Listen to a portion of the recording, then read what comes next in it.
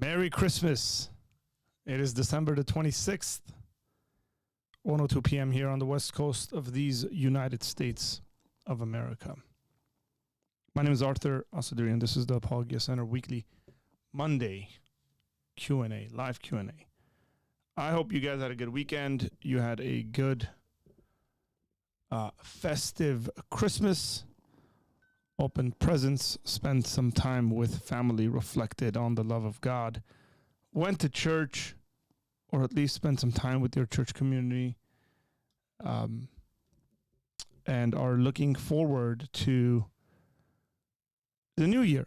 It is always weird for me as to like how these kind of vacation days sort of work, because, you know, you get a couple of days off for Christmas and everything's kind of, you're like, okay, you're getting into the holidays kind of season and mood and all that stuff. And then you got to work for about 3-4 days, and then you're back into that whole thing for the new year. So that's a bit strange to me. But that's just me.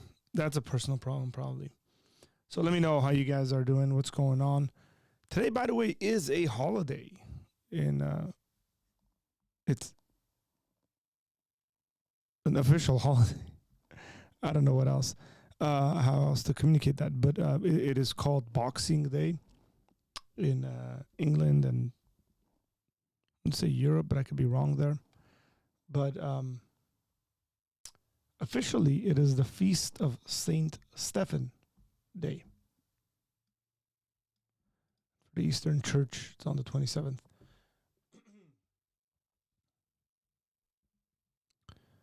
So yeah, maybe some of you guys didn't know that.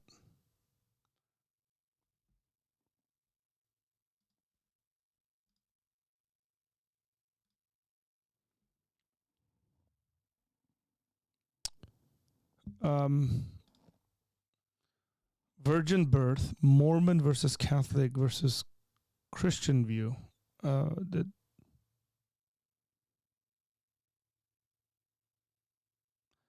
So, okay, let me just explain something here that is important, just for us to be on the same page.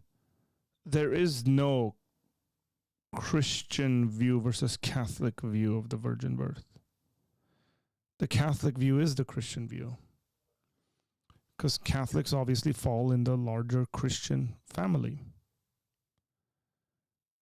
If by that you mean Protestant,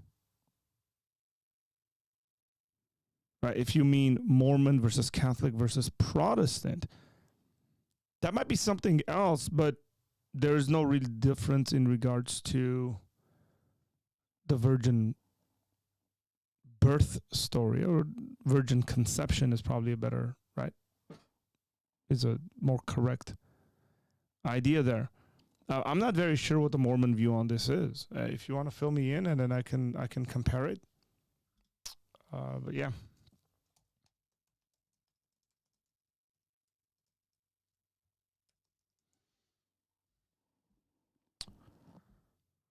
So, okay, I just pulled up a Wikipedia page. It says the Latter-day Saints movement teaches that Mary was the mother of Jesus. Latter-day Saints affirm the virgin birth of Jesus. Now, I don't think Mormons are Christians, by the way. Okay, so they affirm the virgin birth of Jesus, but reject the Catholic doctrines of the Immaculate Conception. Ah, correct. Okay, that stuff's coming back to me now. I think they reject the Immaculate Conception because they actually think that there's intercourse that takes place in some weird way.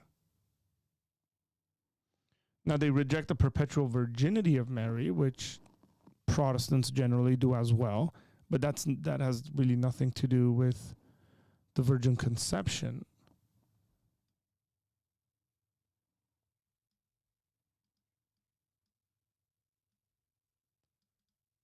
Pretty sure Mormons believe, I mean, considering Mormon view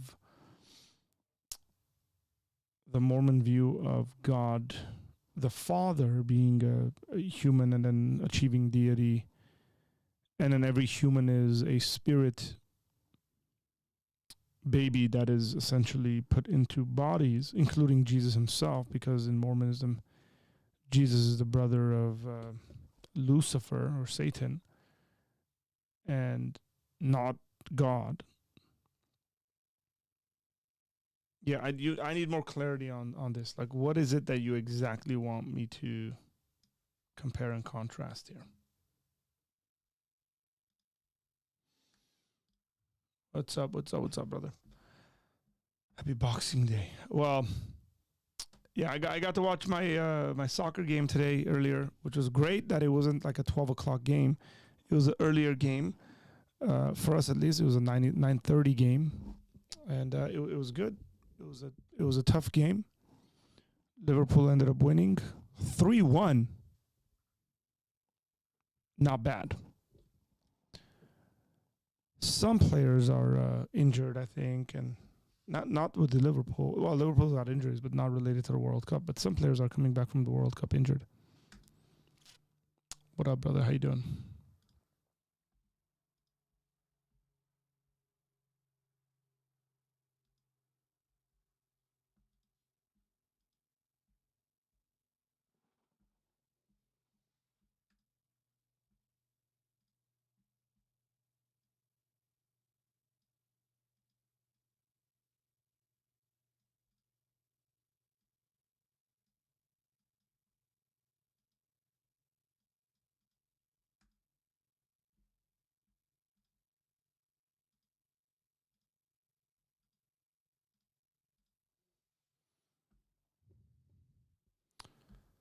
Text I had to get back to.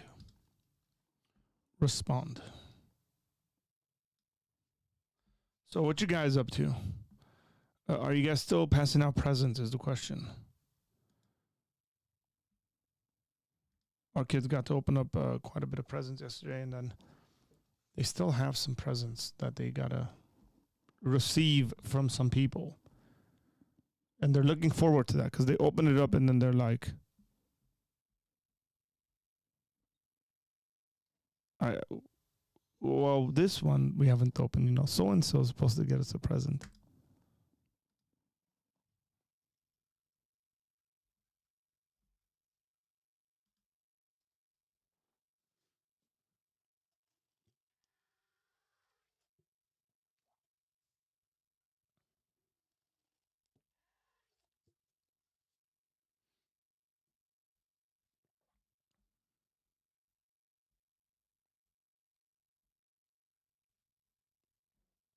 Are we just gonna have one of those chill days?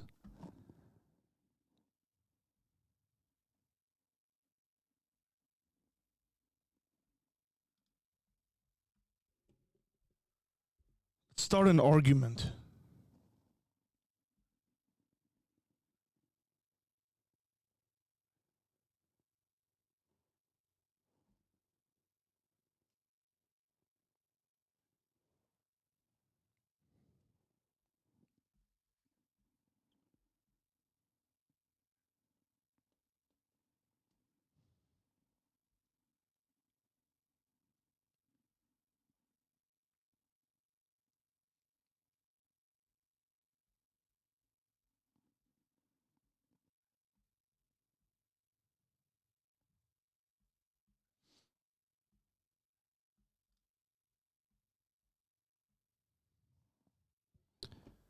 Daughter had fun, and that's all I'm worried about.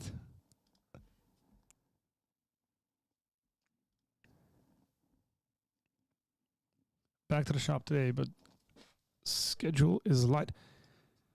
So it was hectic yesterday. I'll tell you. So we had people over. So we had my parents over. We had my wife's parents over, and then some other family members over on Saturday night. So we were up pretty late, just dinner and just hanging out with family and stuff like that. Woke up in the morning. Kids opened some presents. Got ready. Went to church. Had church, and then went after church. Went to my brother's house, and we were there till I don't know, like 8, but we were so tired. I mean, on the way back, we told her it was like 8:30. We're coming back. Our kid's bedtime is at 9, and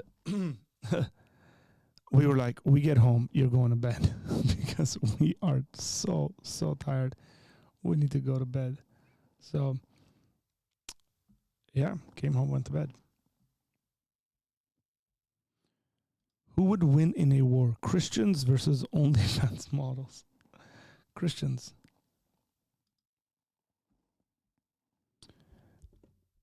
No question about it.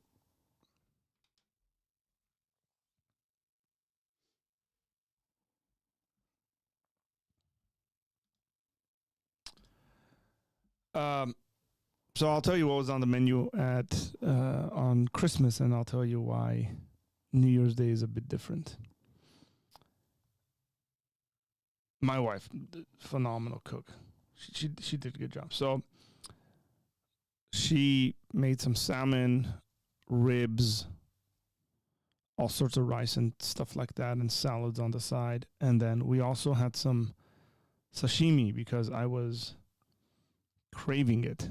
So lots of fish, lots of meat. Oh, roast beef. Yeah, just really full table. That was Christmas. New Year's Day, we will not be at my house. We will be at my brother's house. And what's on the menu whenever we are at my brother's house, it's quite a bit of meat, barbecue, smoked stuff. He's a Mediterranean. So yeah, probably some traditional stuff as well. But yeah. Okay. I thought Catholics and Christians viewed the virgin birth and Mary differently. So they view Mary different. And again, I wouldn't say Catholics and Christians. This is a false dichotomy. Catholics are Christians. Catholics and Protestants would be a much better distinction if you're looking to be fair in regards to your theological kind of differences and stuff like that. So Catholics and Protestants generally do have a different view of Mary, but that doesn't mean they have a different view of the virgin birth. So plenty of Protestants will reject the perpetual virginity, but they won't disagree on the Immaculate Conception, right? The Ascension of Mary, we will disagree on. I mean, Mary being an intercessor, praying to Mary, Protestants will disagree with Catholics on. But again, there's full agreement on the virgin conception and you could say birth.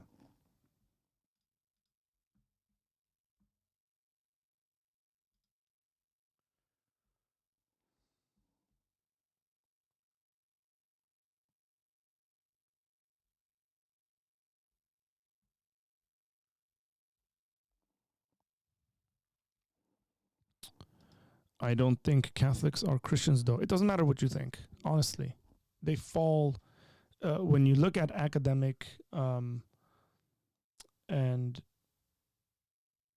proper distinctions in regards to what is what,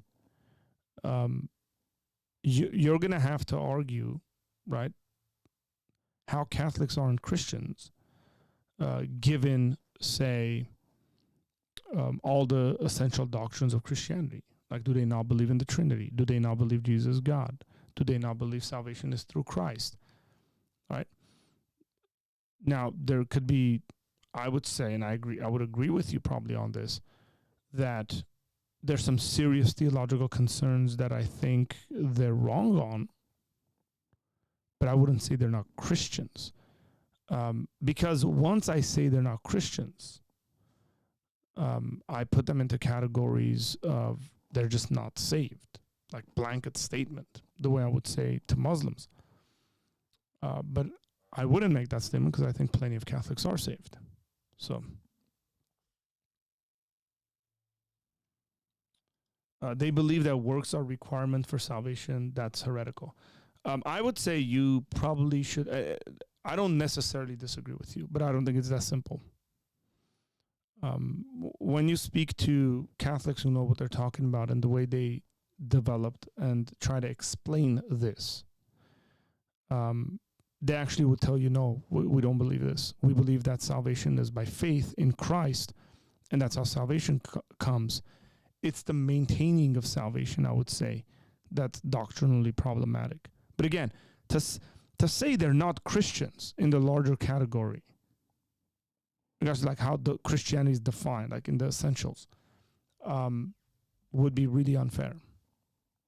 But a statement like this, whenever people say Catholics and Christians, it's just the way we speak about this is incorrect. It should be Catholics and Protestants, because you want to compare those two. The disagreements are between these branches within Christianity. Now, if we're talking about salvation, I think that becomes a completely different issue. Now, again, I wouldn't necessarily disagree with you. I might not go as far as you might on some of this stuff, but when I became a Christian, people were making these sorts of statements quite often, and I was like super confused about it. And I realized that's just because within some Protestant circles, that's just the way this stuff is spoken about, and it's wrong.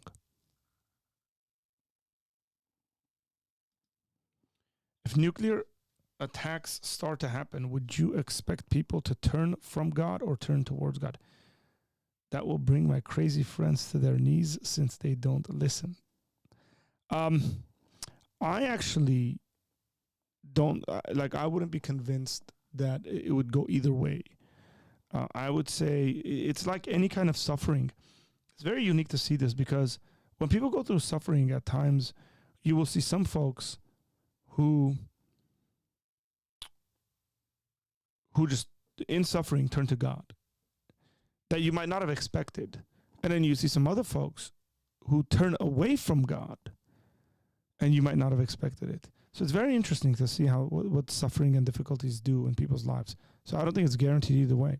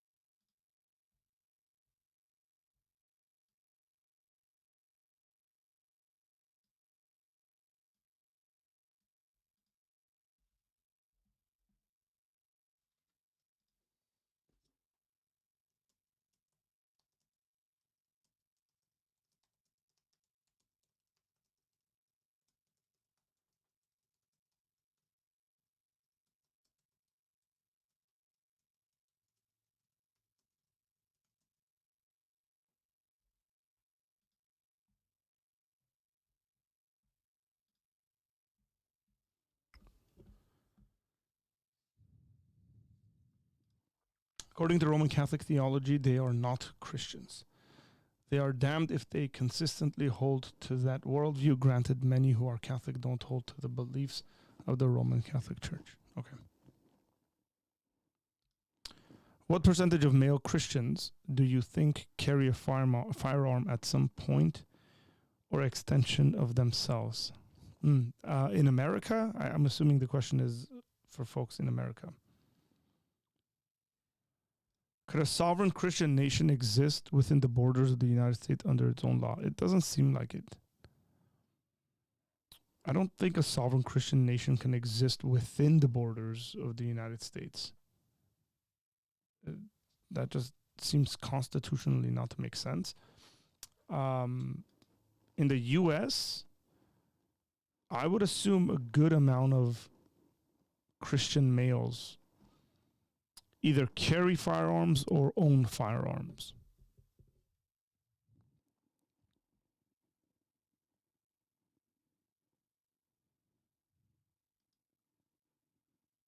So give me, I'm just going to call you Yikes.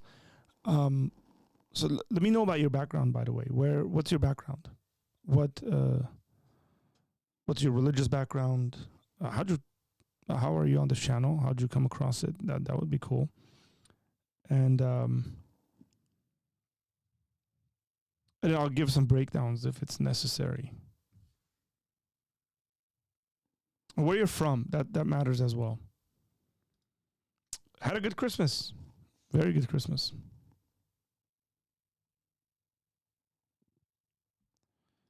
60 to 70%. I'm just trying to like use my friends as a sample size in regards to ownership of firearms.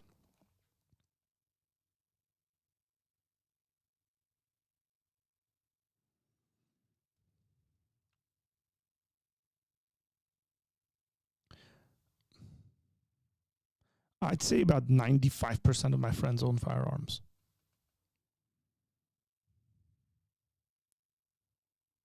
And I'm talking about like my church-going, Bible-believing, God-fearing friends.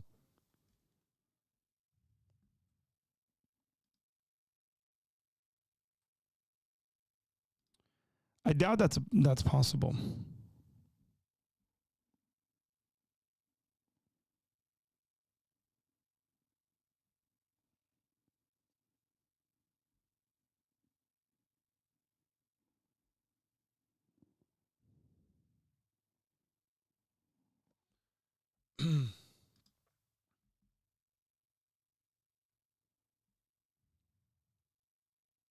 No, I know. My question was for Yikes, by the way, for his background and stuff. I know.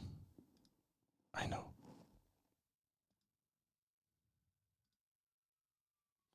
I honestly don't remember how I came to this channel, but I'm a Christian and fairly new to learning apologetics. Okay, so can you tell me how long you've been a Christian? That would help. By the way, let me do this, guys. I forgot to do this earlier. Hit that like button. I'm gonna drop a link and pin it, and you guys can call me if you need to.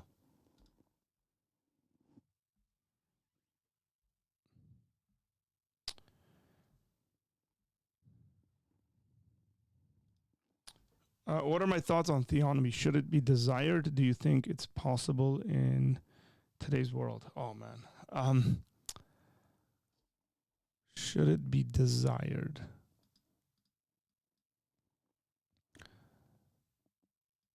It really depends on what. I've come across different theonomists. So I don't think God wants a theocratic nation.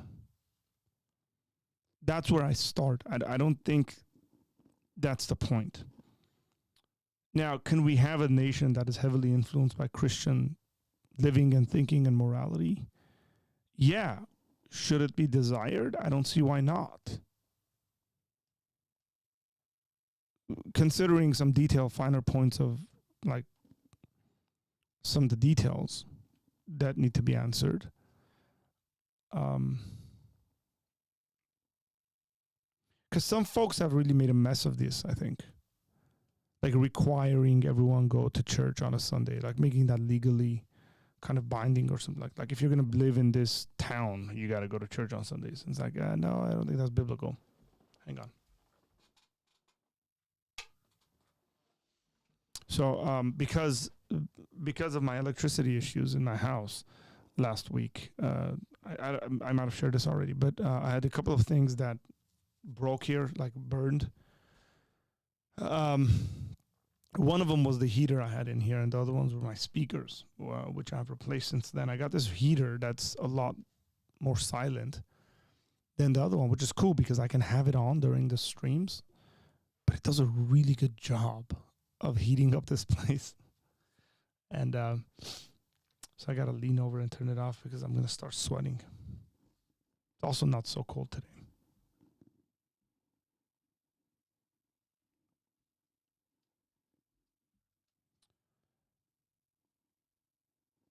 So, hey, folks, if you guys want to call in, you're more than welcome to. So, if you're a new Christian, I would just say read the Bible, study the Bible, all that. Some of this stuff, like the fact that it's, I don't know, you are, but like you said, my bad, I'll do more research on Protestants. It seems to me that you're a Protestant, right? Because if you're not Catholic and you're not Orthodox, and you said you're a Christian, you're Protestant. And if you're not aware that you're a Protestant, then I would say it might make sense for you to read a church history book.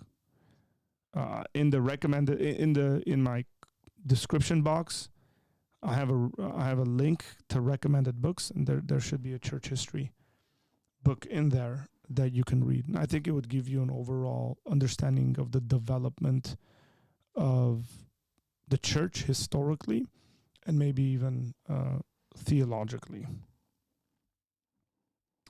My views on pacifism, well, I'm not a pacifist.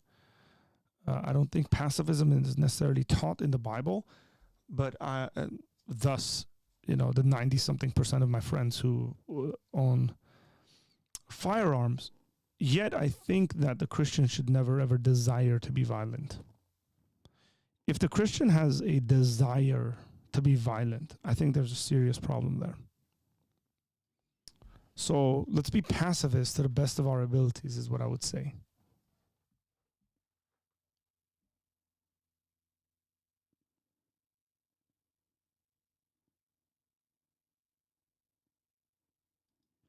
I don't know what this question is in reference to.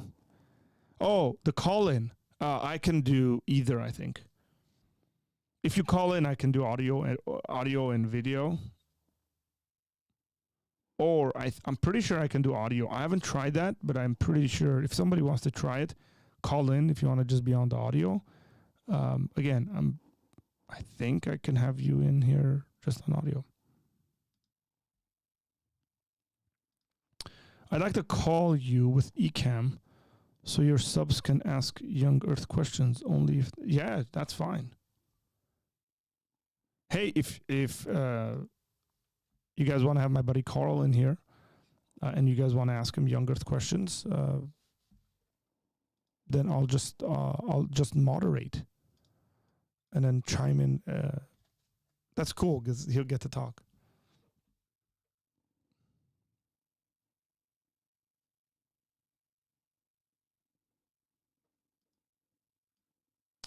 So the way eCam works, guys, the link is again pinned. You just hit it, and it'll guide you through the steps, and then you'll call in. It's really, really simple.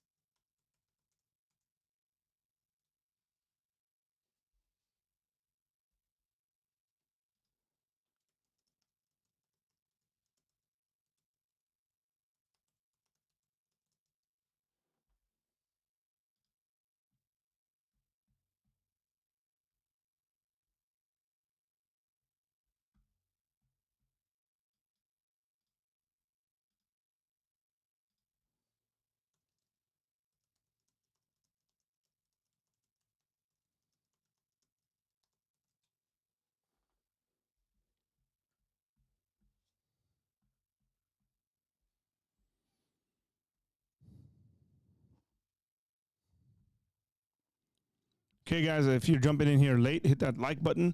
And we have the link up if anybody wants to call in. I think Glock is going to come in. That's my buddy Carl. He's going to call in. And then just be open to people asking him questions about young earth creationism. He is a young earth creationist, a good friend of mine. And yeah, he's a lot more knowledgeable on some of this stuff than I am. So it's cool that he can chime in on that.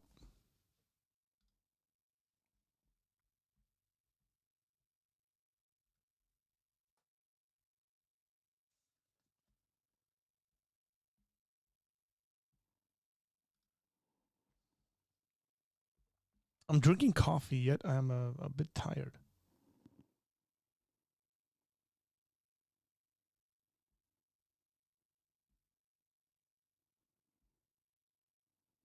Not tired. I'm not tired. It's just like funky yawning and stuff.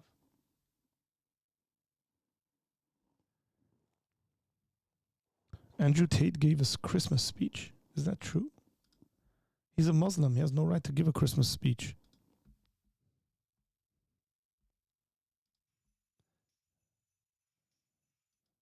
Do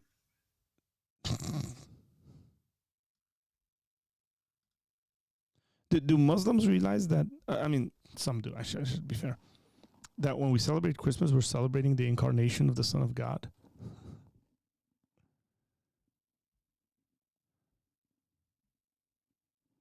I can have multiple people on as well, by the way. If he did not. Okay, guys. Oh, Lord. Okay. Should I pull this up and respond to it?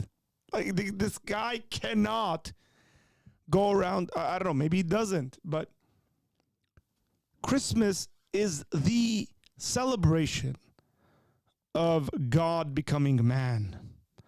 It is the essence of Christianity, is the beginning of the Christian thing. Oh, man.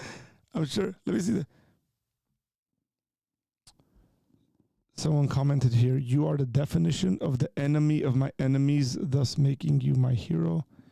Missed the speech, just landed back in the UK. Okay.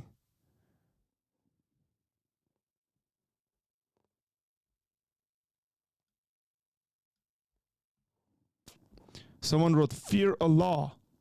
Your arrogance could be the end of your riches, for he bestows upon you his favors to test which of you are good in deeds. We are all made different, rich, not so rich, poor, and not so poor. Life tests us differently, whatnot. Okay, nobody's here saying you're a fake Muslim.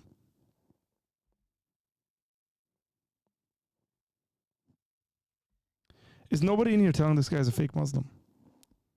And I stand by that, by the way. I think Andrew Tate is a fake Muslim. He might be the fakest Muslim out there. Someone wrote, do Muslims celebrate Christmas? Not practicing Muslims.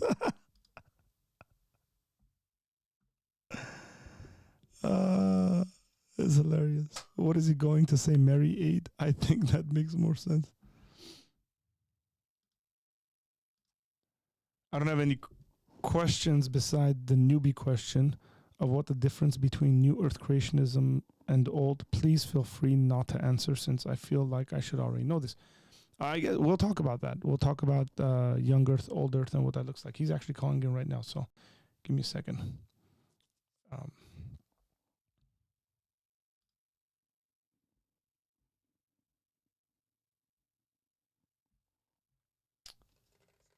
Hang on, buddy.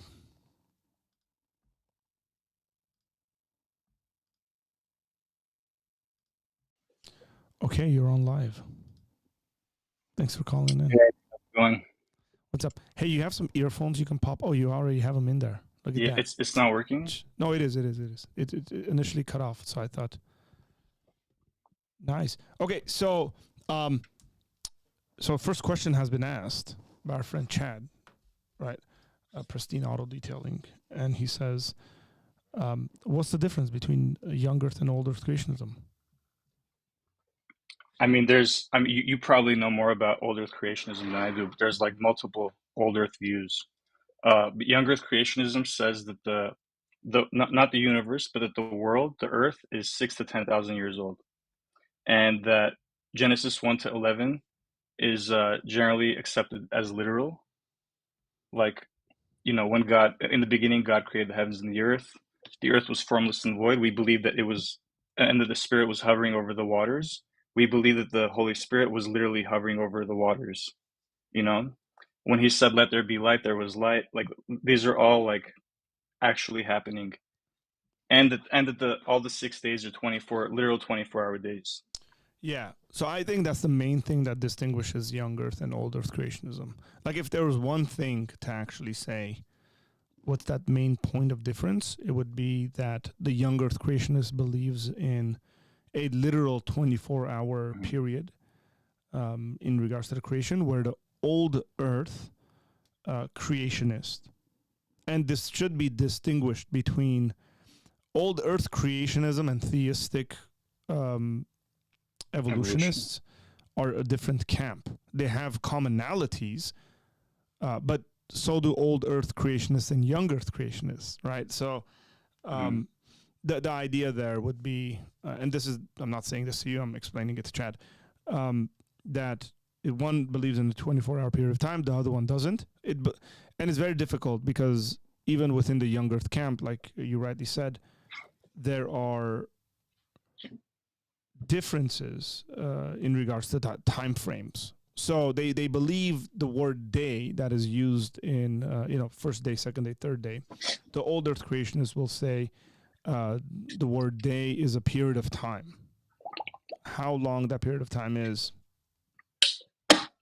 Yep. Hey, by the way, Autumn, if you want to call in, I can just moderate you guys having a conversation. I don't want to say it's a debate, but you're more than welcome to call into Autumn. It'd be cool. I mean, I'm not this professional. Oh yeah, no, I know. You know, Neither is Autumn.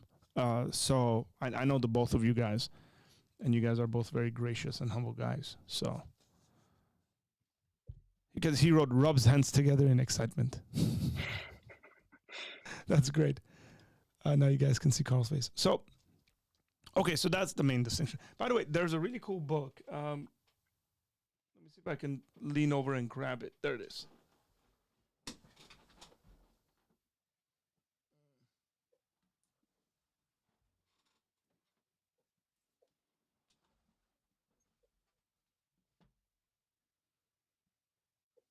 For folks who are interested in the debate, is what I'm saying, right? For folks who want to know more about it, this would be a pretty cool. Books like this, I really enjoy. So this book is called The Genesis Debate, and it's actually it's the foreword is by Norm Geisler, and it's edited by an Armenian guy, David G. Hagopian. And what's cool about it is that you get three views represented in this book.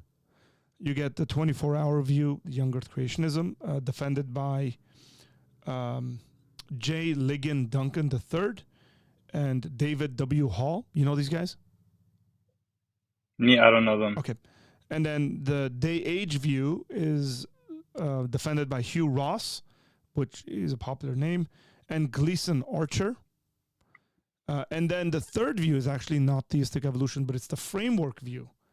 That is debated by Lee Irons, who I've had on my channel and interviewed him, it was funny. I'll give you the story.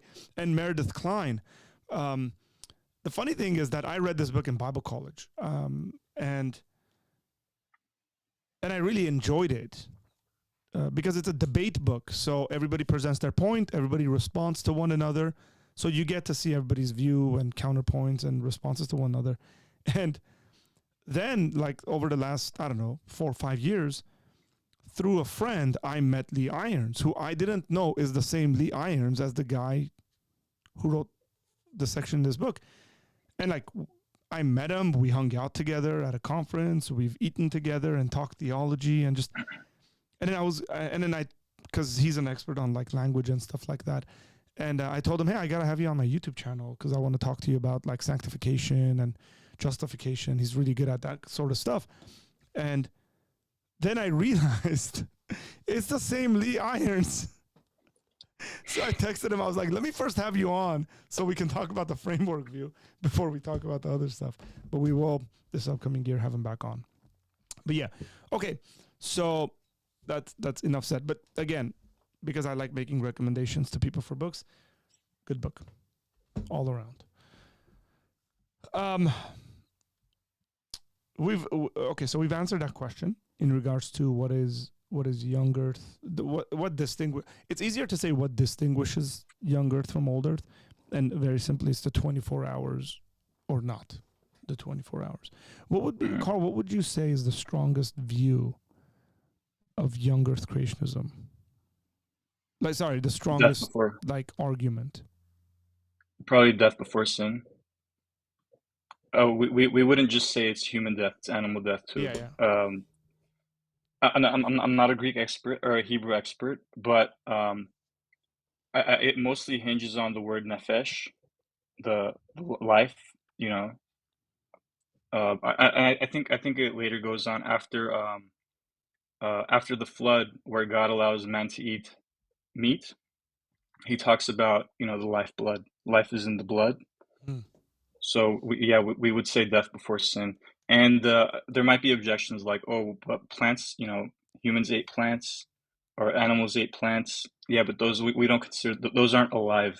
Yeah. Neither are insects. So it's just, nefesh creatures, creatures that have blood. That includes, in my opinion, that includes fish. What includes fish? Sorry. The nefesh. Okay, so if you read Genesis, it talks about living creatures in the ocean, in the sea. And the taxonomy is very different in the Old Testament or in the Genesis. It looks like whatever flies is a bird, whatever's in the water is a fish, whatever's on the land is a land dwelling animal. So it's more general, you could say. Yeah, it's much more common sense. It makes a lot of sense. Like if we did taxonomy that way, it'd be easy to understand, Correct. Yeah, but that's with like anything, right? Like general categories are always awesome. Like I like the word you used there, is that the common sense kind of thing. It's like the way kids learn, right? Like kids don't look at stuff and go, oh man, there's all sorts of detailed like this and that. It's like they look into the sky and they're like birds. Like they're all birds. Yep. The older we get, then we realize that things are a lot more nuanced. And I think the more we learn but it's like one of those words that it's necessary. It's necessary, but like academics who got their like heads in the clouds like to use all the time. And I've also realized that it's a way you can escape from confrontation if you don't know answers, like in debates and stuff. If somebody's like got you in the corner and about to knock you out, you can just come back and say something like, that's a very nuanced position. You sound really smart, but you're running because you don't know what you're talking about. I've seen that quite a bit too.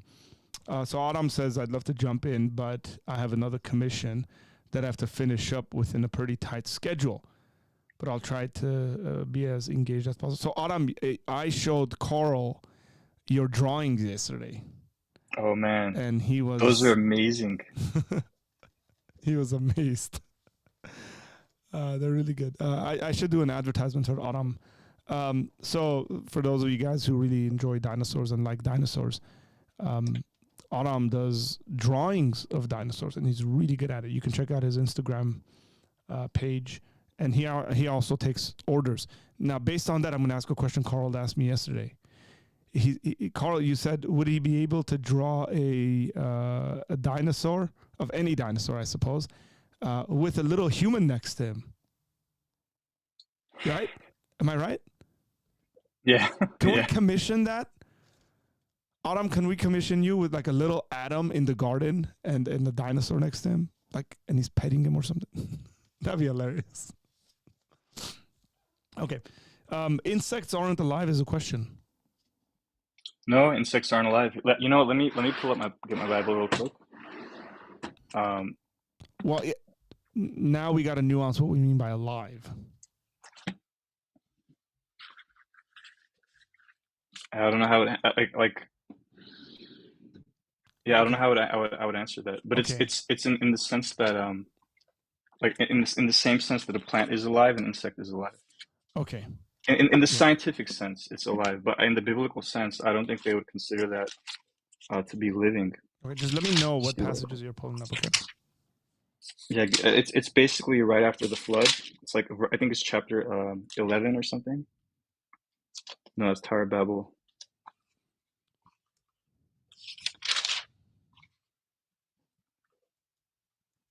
It's Oh, chapter 9. yeah.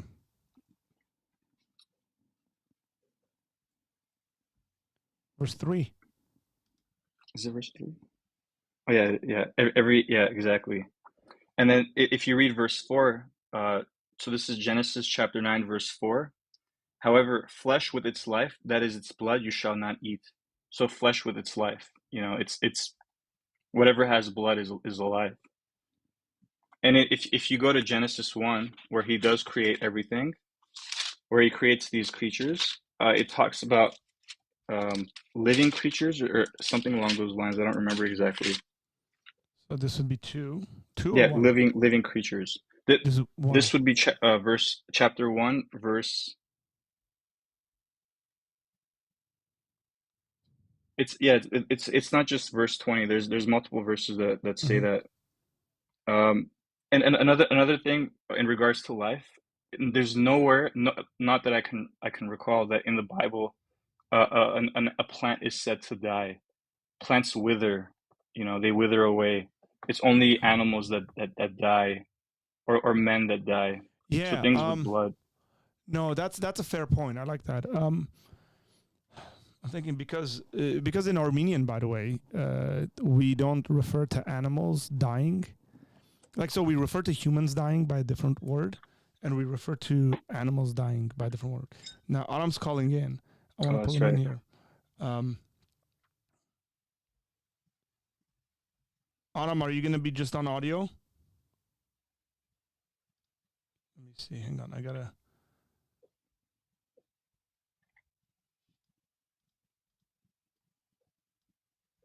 Why is he muted?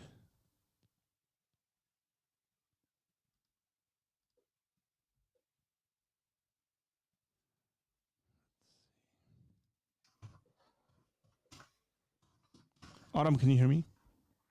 Yes. Okay, so you're just going to be on audio. Yes. Carl, you can hear him well?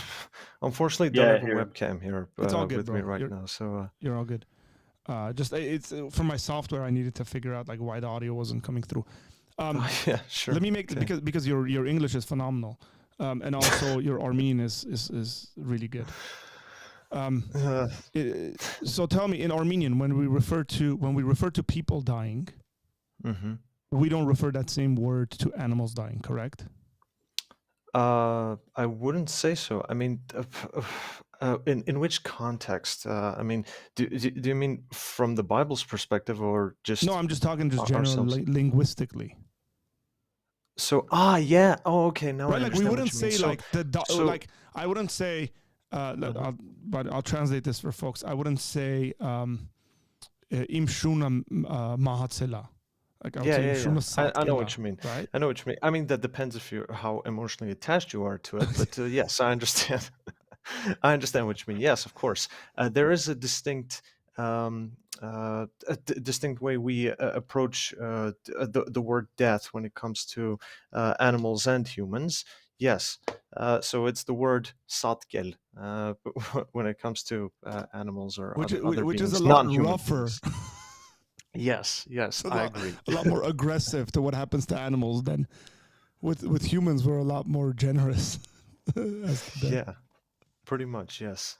Okay, so I had a question for Carl because he talked about blood being kind of the thing. Carl, so clearly insects have blood in them. Sure. Not Not as not in the way much. that animals do, though.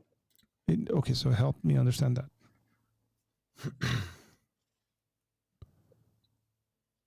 I mean, Like, biblically, okay, I think biblically I've made the case that it is animals.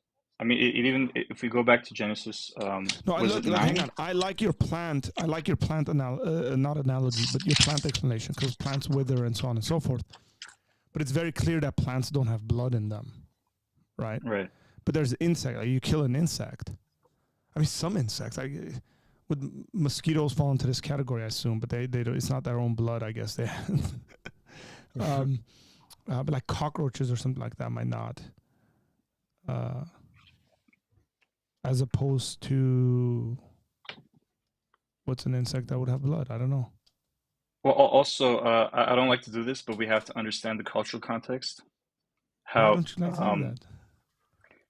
because then you go back to the cultural context of Genesis. It's a creation account. The cultural context. I mean, the only really. I don't want to change the subject. Let me go back to the lifeblood thing.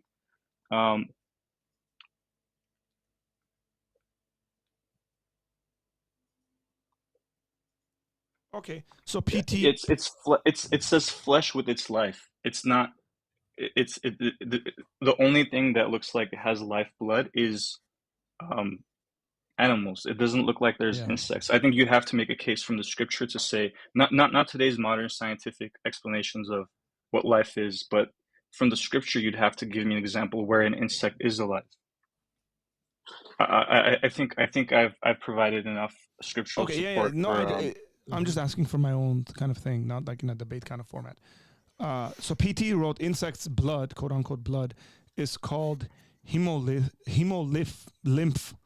And while it's analogous to blood and plays a similar role as blood, it is different in a few key respects. Okay, so Adam, you want to comment on that a little bit? Because you might be more knowledgeable. Well, yes, I agree. I think one important factor that we need to consider is that according to our human perceptions, we tend to approach certain types of animals in a specific way, emotionally speaking.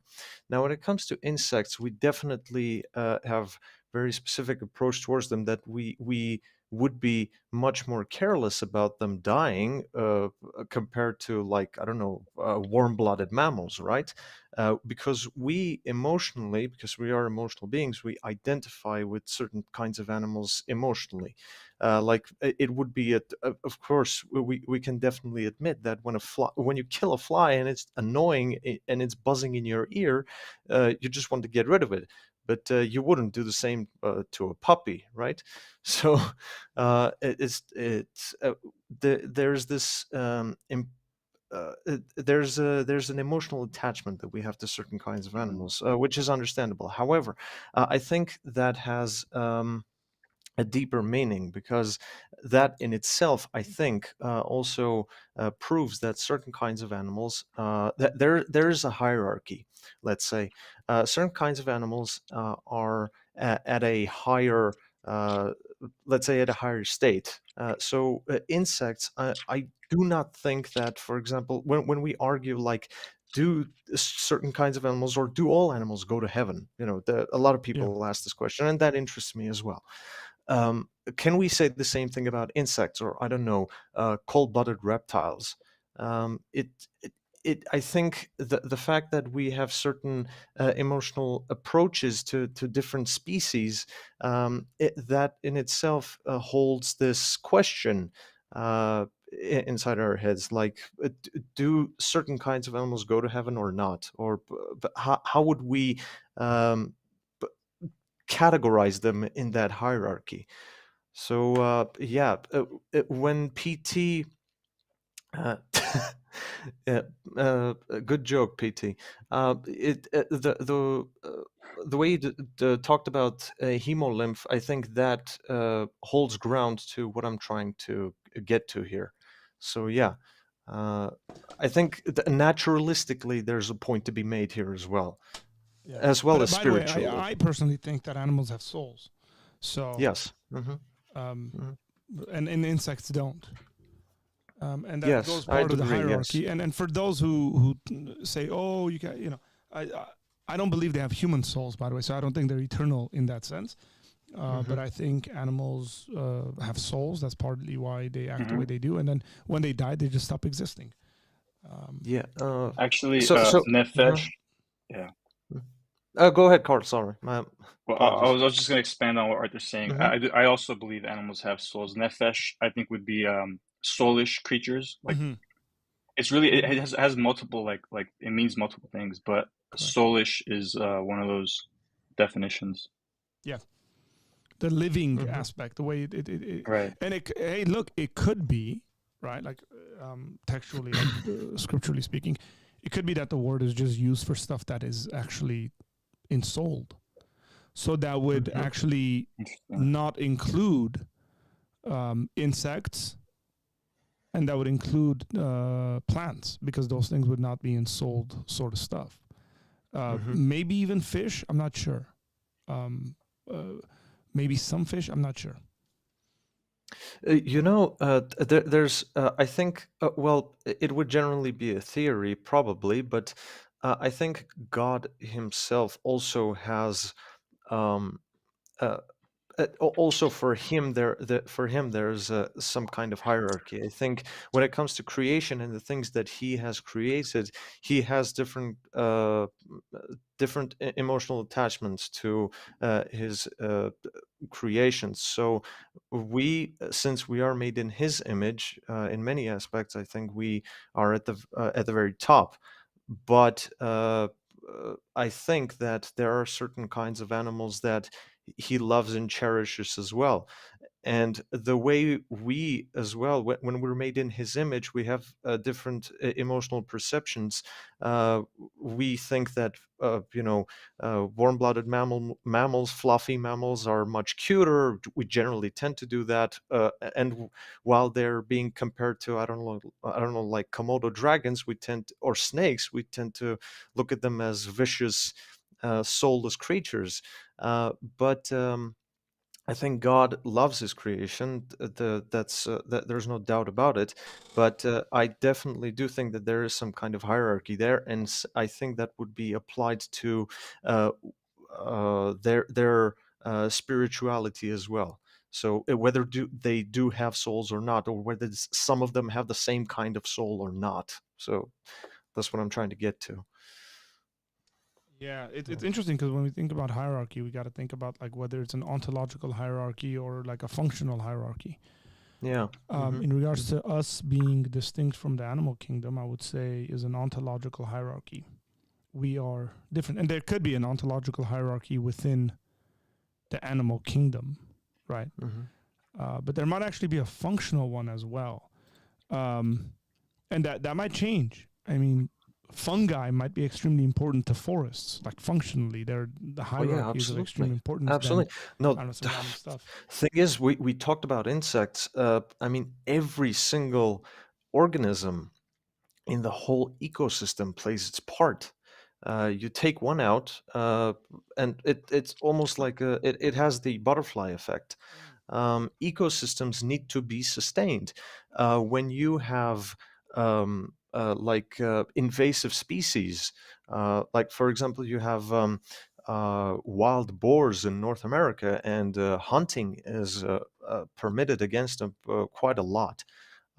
And they're an invasive species, so hunting is allowed against them in order for the ecosystem to be sustained.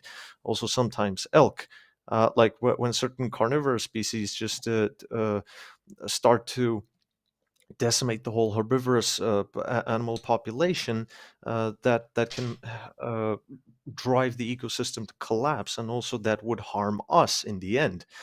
And I think when it comes to my opposition towards young Earth creationism, is that is one of the points, is that God is a God of order. Hence, why I do not think that all of the megafaunas that ever existed during the Earth's existence, I don't think that all of them coexisted within the span of 6 to 7,000 years, because that in itself would bring chaos. Now, of course, I'm more than open to hear all of the arguments against this approach, but that is how to try to rationalize it. Maybe I shouldn't. Maybe it's much more complex than how I'm describing it. But I would definitely love to hear Carl's viewpoint on that as well. So your question is that basically all the flora and fauna could not have coexisted with humans because it would be catastrophic? Yes, pretty much. So, if I mean, if that is, of course, you believe that all of the fossils that we have discovered are genuine and they represent an empirical evidence of extinct species, of which that we still have to discover more because fossilization itself is a very rare occurrence, and certain kinds of conditions have to be met in order for that to Mhm. manifest. It is even greater and even grander. I'd say it is gigantic in its scope and quantity, more than we Well, have I don't deny discovered that yet. fossils are real. I don't deny that Hmm. Hmm. fossils are real. Dinosaurs, they Hmm. were real. The only different and all, by the way, flora and fauna are real too, and we have fossils of those too. Um, Yep.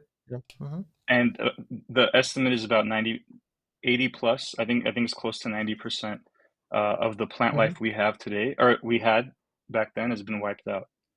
Yep. Um, Yep. Correct. uh, and I don't think we can know whether or not it would be catastrophic. I think that's a big presupposition on your part. You're presupposing that all these plants, or I guess flora and fauna, would be Hmm. catastrophic is a major presupposition. Um, we Uh, also, young earthers mhm. would say that the flood is what laid down all these fossils that laid down, you know, the layers. Mhm. Everything would be messed up by the flood, which is why if you hold to the fossil record, generally speaking, old Earth creationists cannot consistently hold to a worldwide flood. They call it like something else. I forgot the words they use. Well, Um, that's local flood, right? local flood. Yeah, I don't know exactly what they call it, but there's a lot of Mhm. objections Yeah, I'd be careful to a local to Sure. flood. assume that just old Earth creationism necessarily demands you believe in a local flood, because there's Right. plenty of old Earth creationists that believe in a global flood. Mhm. Mhm. But then you Okay. can't hold to the fossil record. You have to lose one thing. Like you can't hold to the Sure. fossil I record see and what you're the saying. flood. Okay, I see what you're saying. Okay. I understand. Yeah, So for sure. Uh-huh. yeah. Uh, So well, consistent. Yeah. Go ahead. Sorry. oh no, sorry. The point that I was trying to make here is that if we are to um, fully believe in a global flood, then I think when it comes to fossilization, the uh, f- I'd say the extremely fragmentary nature of them and their preservation would not be. As such. How do I put this? The fossils that we have discovered throughout history, they would not have been as fragmented. And I think that if we look at history, if we um, say that history, the history of the Earth has been at about 6 to 7 thousand years, I think that we would have discovered a lot more than we have today, because fossilization, the whole process takes a long time.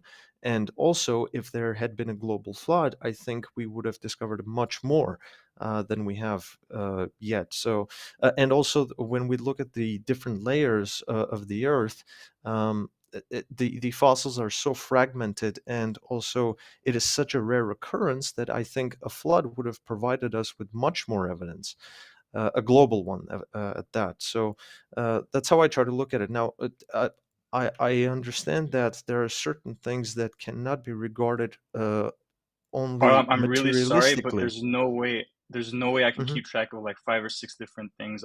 If you can ask me like one and then have me respond and Oh, ask me okay, sure, others, sure. I, No, no, I I no. can do that because No, no, I wasn't asking. I was just making my point. Is that if there was a global flood, and within such a short span of time, when it comes to the Earth's history, I think we would have had a lot more fossils, and not only fossils, but also mummified species as well.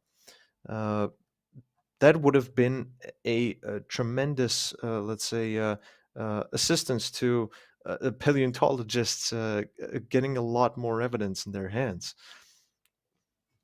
well, I mean, from a younger perspective, I would say because we have fossils that proves that there was a flood. The I fact see. that we have fossils of animals giving birth to other animals, like we have fossils of fish eating fish, like in fossilized form. Sure. I Yeah. mean, Hmm. and another thing, when you say fossilization requires X amount of time, that's Hmm. a major presupposition. I don't think this is a scientific fact. These are it's for when people talk about science in the colloquial sense, I don't know exactly what they mean because science is a method. Science is not a thing. Science has processes. You got to make a hypothesis. Find evidence, test it, observe it, and it has to be Sure. Hmm. retestable. None of these Hmm. these things that science says is a scientific fact is not science. These aren't. I mean, has anyone observed something becoming fossilized? Has anyone observed like Yes, these I these think things? so. Yeah, yeah, yeah. But I'm very sure of that. Now, I cannot point you to the example, but I'm very sure that fossilization has been observed. I don't know. I don't agree with the way they think fossils came about. Rapid burial is required for fossilization to happen. I don't know if you've seen like a cat. I work outside and I see a lot of dead animals. Mm-hmm. Mm-hmm. You know, over the time span of like a month, you see it's rotting. You see bones. Because animals are picking it apart, and then the bones are kind of gone. Like they don't just sit there and wait for millions and millions of years of layers to go on top. I don't think that's how it happens. I think the flood is great evidence, or the fossils are great evidence for a rapid burial scenario, which I think the flood is a great explanation for. And I think we have uh, good evidence for that. I mean, lost civilizations, lost cities that have been buried. I mean, the flood is I think a huge amount of a really good explanation for these events. Okay. The problem Mhm. isn't. I don't think the problem is evidence. Like we both have evidence, and from my Mhm. perspective, my worldview, I interpret that evidence based on my worldview. And if you get evidence, you Yeah, interpret it based on your worldview. So I think I I see. think um, Mhm.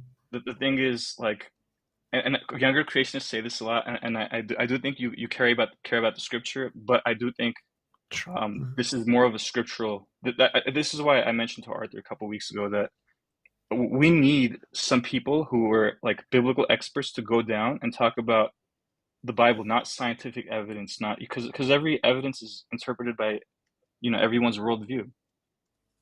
You know, I That's fair. understand. Well, the argument I would make is that are you sure that every single person approaches the topic from their uh, already preconceived notions? So, yeah. There's no like, such thing as neutrality. No one is neutral. Everyone has their presuppositions, and we try to put aside our presuppositions. But can I give you like a little joke kind of to explain what I'm talking about? sure. Uh-huh. So there was a man who believed he was dead, right? His Mm-hmm. friends and families all tried to convince him that he's not dead. Mm-hmm. So they have him go to a physician, and the physician, does all these tests. Everything's functioning properly. The man, continues to say, no, I believe that I'm dead. The doctor says, but what about, you're speaking to me, and you're Mm-hmm. moving around. The man says, yeah, but dead bodies, have been. It is well known that dead bodies release gases when they're, you know, when they're dead. So he's like, okay, the speech that's coming that you hear is these gases just escaping my body. My movements are the electrical impulses that are left over after me, dying. So the doctor thinks, he's like, okay. He asks the man, do dead men bleed? The man thinks for a second. No, I mean the circulation, the circulatory system would be shut down. No, dead men don't bleed. So the doctor takes a little pin and he pricks him on the finger, and he starts bleeding. He's like, see, you're bleeding. And then the man looks at his fingers like, huh, I guess dead men do bleed. So he's interpreting the evidence with his worldview. So it's all people have this. This neutral ground thing is a myth. There's no such thing as neutrality. Everyone has their presuppositions, and Uh, I think your presuppositions are the scientific community is correct about the evidence that they've compiled. All these things. Where I uh, actually I doubt them a lot. I don't have a lot of faith in the scientific community of today. no, I totally understand. Well, today, especially, I don't either. I think that as Hmm. a paleontology enthusiast, I think that there's a lot of bias in the field nowadays, especially today, because I think there's a lot of speculation that goes into paleontology nowadays, and I think it's harmful, especially for the when it comes to educating the general public.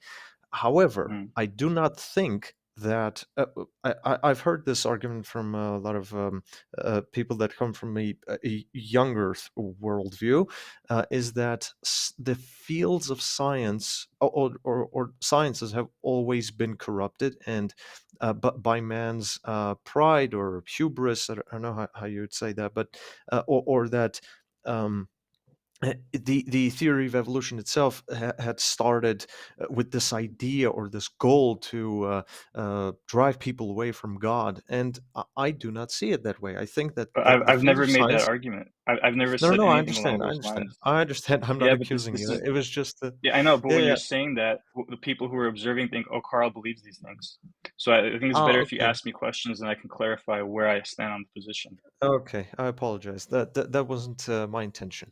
But what I was trying to say is that I do not think that all people from the field of science have this certain bias. I think that there have been people that have had integrity in their approach, Hmm. and they have tried to be as objective as they possibly can. And while I agree that there are a lot of things that have been established as facts nowadays that can change, that's how science works. I totally understand.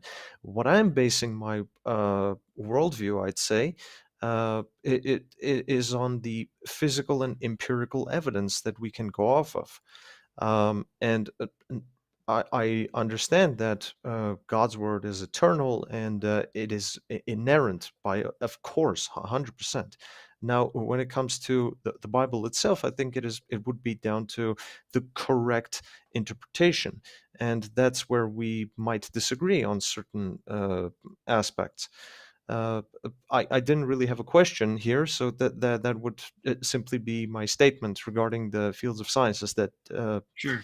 you I, know, I, I you had agree. talked I, about. I agree that, So let that me just scientists. maybe ask a question. I don't know when it's not well formulated in my mind, Mhm. or some clarification. When we say there's no neutrality, right? Like it's a myth to be completely neutral. Um, we're not saying that it's impossible to get at truth, right? I'm pretty sure both of you guys would agree with what I just said. Yep. Mhm. Um, and we're not saying that we should just distrust everything folks are saying in whatever Hmm. field it may be. It doesn't matter, right? Like the physicist comes out and says, "Hey, da da da," all this stuff, and then we go, "Well, no, you can't be neutral. Nobody can." It's like immediate skepticism. Like we're not arguing for hyper skepticism. Um, and it might also be unfair to speak about it like historically in this way, because in certain time periods there could be a lot more freedom in certain disciplines than others, right? So Mhm. for example, in America, one of the things we're seeing really get tampered with, and both of you guys would agree with this, I'm very sure, because I've spoken quite a bit with both of you guys, is the field of history. Like history is being tampered with in America. It's being looked at and reinterpreted from a certain lens, where some folks would look at it even like 20 years ago and say, no, that's not the data we have. Right? Yeah. I'll give you an example. My niece was doing a homework assignment. This is some years ago. She was, I don't know, 9th grade or 8th grade. She was doing some homework assignment. She was at her house. She's on the computer doing homework assignment, and I'm just overhearing the assignment. She's supposed to watch a video and then write some stuff. And the assignment is about Thomas Jefferson. The entire assignment was a bashing of Thomas Jefferson. And it really caught my attention. And I'm a history buff. Like paleontology, I like history. And I was like, wait. And then I approached her and I'm looking at it. The whole assignment is about Thomas Jefferson from the perspective of his slaves. Of course. Look, maybe that's a proportion of history that we haven't done a good job at. But to ignore like what he's contributed to American politics and American history would also be unfair. Like you can have a more balanced view. And I said, hey, did this assignment say anything good about Thomas Jefferson? And she was like, no. And I was like, right. So this is again history being, and the same could happen with science, right? The same can happen with philosophy. Any field can this issue could happen. Like I wonder what it would be like. For example, let's just talk about like the climate science, current climate science. Plenty of people agree that the planet's going through certain changes. But not everybody agrees as to the reasons why of the changes. Right? Of course, yes. Of course, the solution. As the comedian Frank Caliendo put it when he was impersonating George Bush, he said, "I'll call it global heating." I love that guy. Yeah, to eradicate all the icebergs, we'll call it global heating. It's a great weapon. But the reason for it, some people think it's natural, like the Earth goes through these sorts of cycles. Some people think it's man-made. Some people don't think it's man-made. They just think it's, again, we have a very small percentage to play in that. So the facts are there, the interpretation changes. The question I think that comes to the surface as to what you guys are talking about is there enough room in the community, whatever the community is, for somebody to come up against the general consensus and then be given room to speak or accepted or taken seriously? Yeah. Carl, go ahead first. Can I respond to what you said initially? And what was your question, Arthur? Is there room for someone from the opposing side to be accepted? Yeah, and I mean this like that's what I'm saying is that's what we need to wrestle with when we talk about neutrality. Right? Like, so in philosophy, if somebody comes out and says, I believe in God, will his papers get published? Now, philosophy is a sort of field where it's a lot more accepted and it's okay. But in certain disciplines, that's a lot more difficult to do. Like very clearly, by the way. So I have a friend who's a historian of science. I have a friend who is a historian of science. The guy's a PhD in history, specifically in science. He did his PhD on like evolution being taught in schools in England, right? And he told me that it was becoming a lot more difficult, just harder over time to actually say certain things within the field. Yeah. So, well, there's a movie called Expelled, where Ben, yes. I think the guy's name is Ben Stein, where he goes to these institutions, and those who believe it's generally the Christian God, that gets all the flack from these people. So, I think there's clear evidence that there is bias in the field. I'm not saying that every single scientist who comes up with discoveries is disingenuous or is doctoring evidence to fit an agenda. But there's a lot of evidence. Like I forgot the woman's name. It's like Schweiner, something like that, where she had these fossils and she dissolved them and found, on accident, by the way, she dissolved these fossils and found soft tissue and blood vessels inside supposed millions of years old fossils. Like, and according to their evidence, fossils don't last millions of years. Schweizer, yeah, Marie Schweizer, yeah, there Schweizer, you go. yes. So Yes. and she's been like booted from the community. Like, why is that? She found contrary evidence that does not support that worldview, that position, and she's booted from the field. Like, I mean, that if that's not biased, I don't know what is. Or it's just like the man who was pricked in the finger and and said, "Oh yeah, dead men do bleed." So I according to their papers, blood vessels and blood and soft tissue does not last for millions of years. But now that we find evidence of a fossil that's probably young, that's most likely young, we say no. Oh, fossils, blood vessels, and soft tissue can last millions of years, or there's some sort of contaminant. Like these are called I don't know if it's a proper philosophical term, but these are called rescue devices. Everyone has them. Mm-hmm. But this shows that there's bias in the community towards an older Earth, and I think there's a big reason for that. By the way, before I became a young Earth creationist, a Christian, I was an old Earth atheist. So I haven't read every single paper, but I think I have quite a bit of knowledge of the atheistic position. Yeah. So just to address at first Arthur's question, I think when it comes to certain individuals going against the established narrative in scientific communities or different fields, I think nowadays it is much, much more difficult than it was before. That is 100% true. And I see that daily in the field of paleontology as well.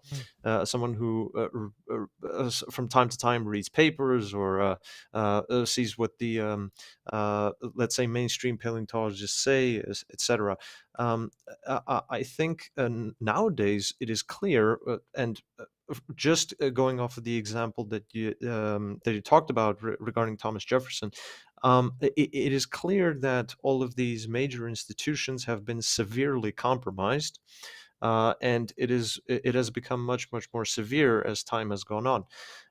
Now, regarding Marie Schweizer, now I have to admit that I am not fully aware of this subject, because I think it is mainly because of the fact that it has been buried quite a bit. I did look at certain interviews from her, although when it comes to the evidence or the specimen itself, I have not seen anything about it, and I have not observed it, at least online.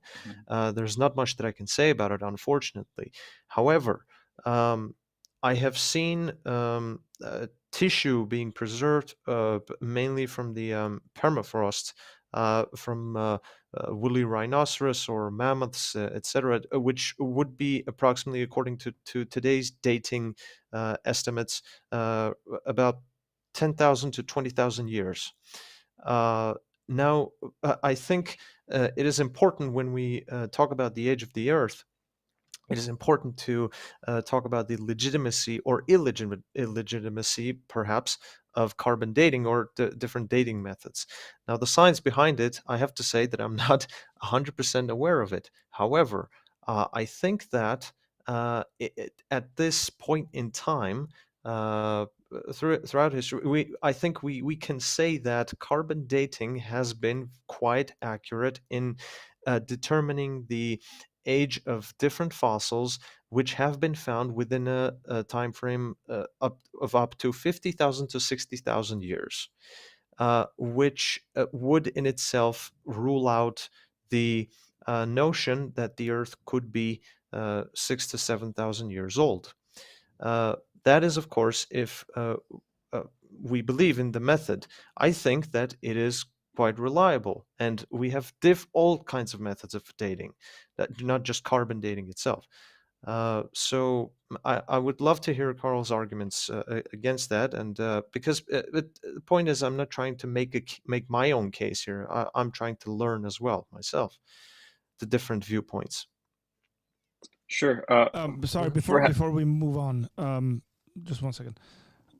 There's a question for Anam, and I want to make a clarification before someone said, question for the paleontologist speaking. So he's not a paleontologist. He's a paleontologist. He's a paleontology enthusiast. I'm flattered.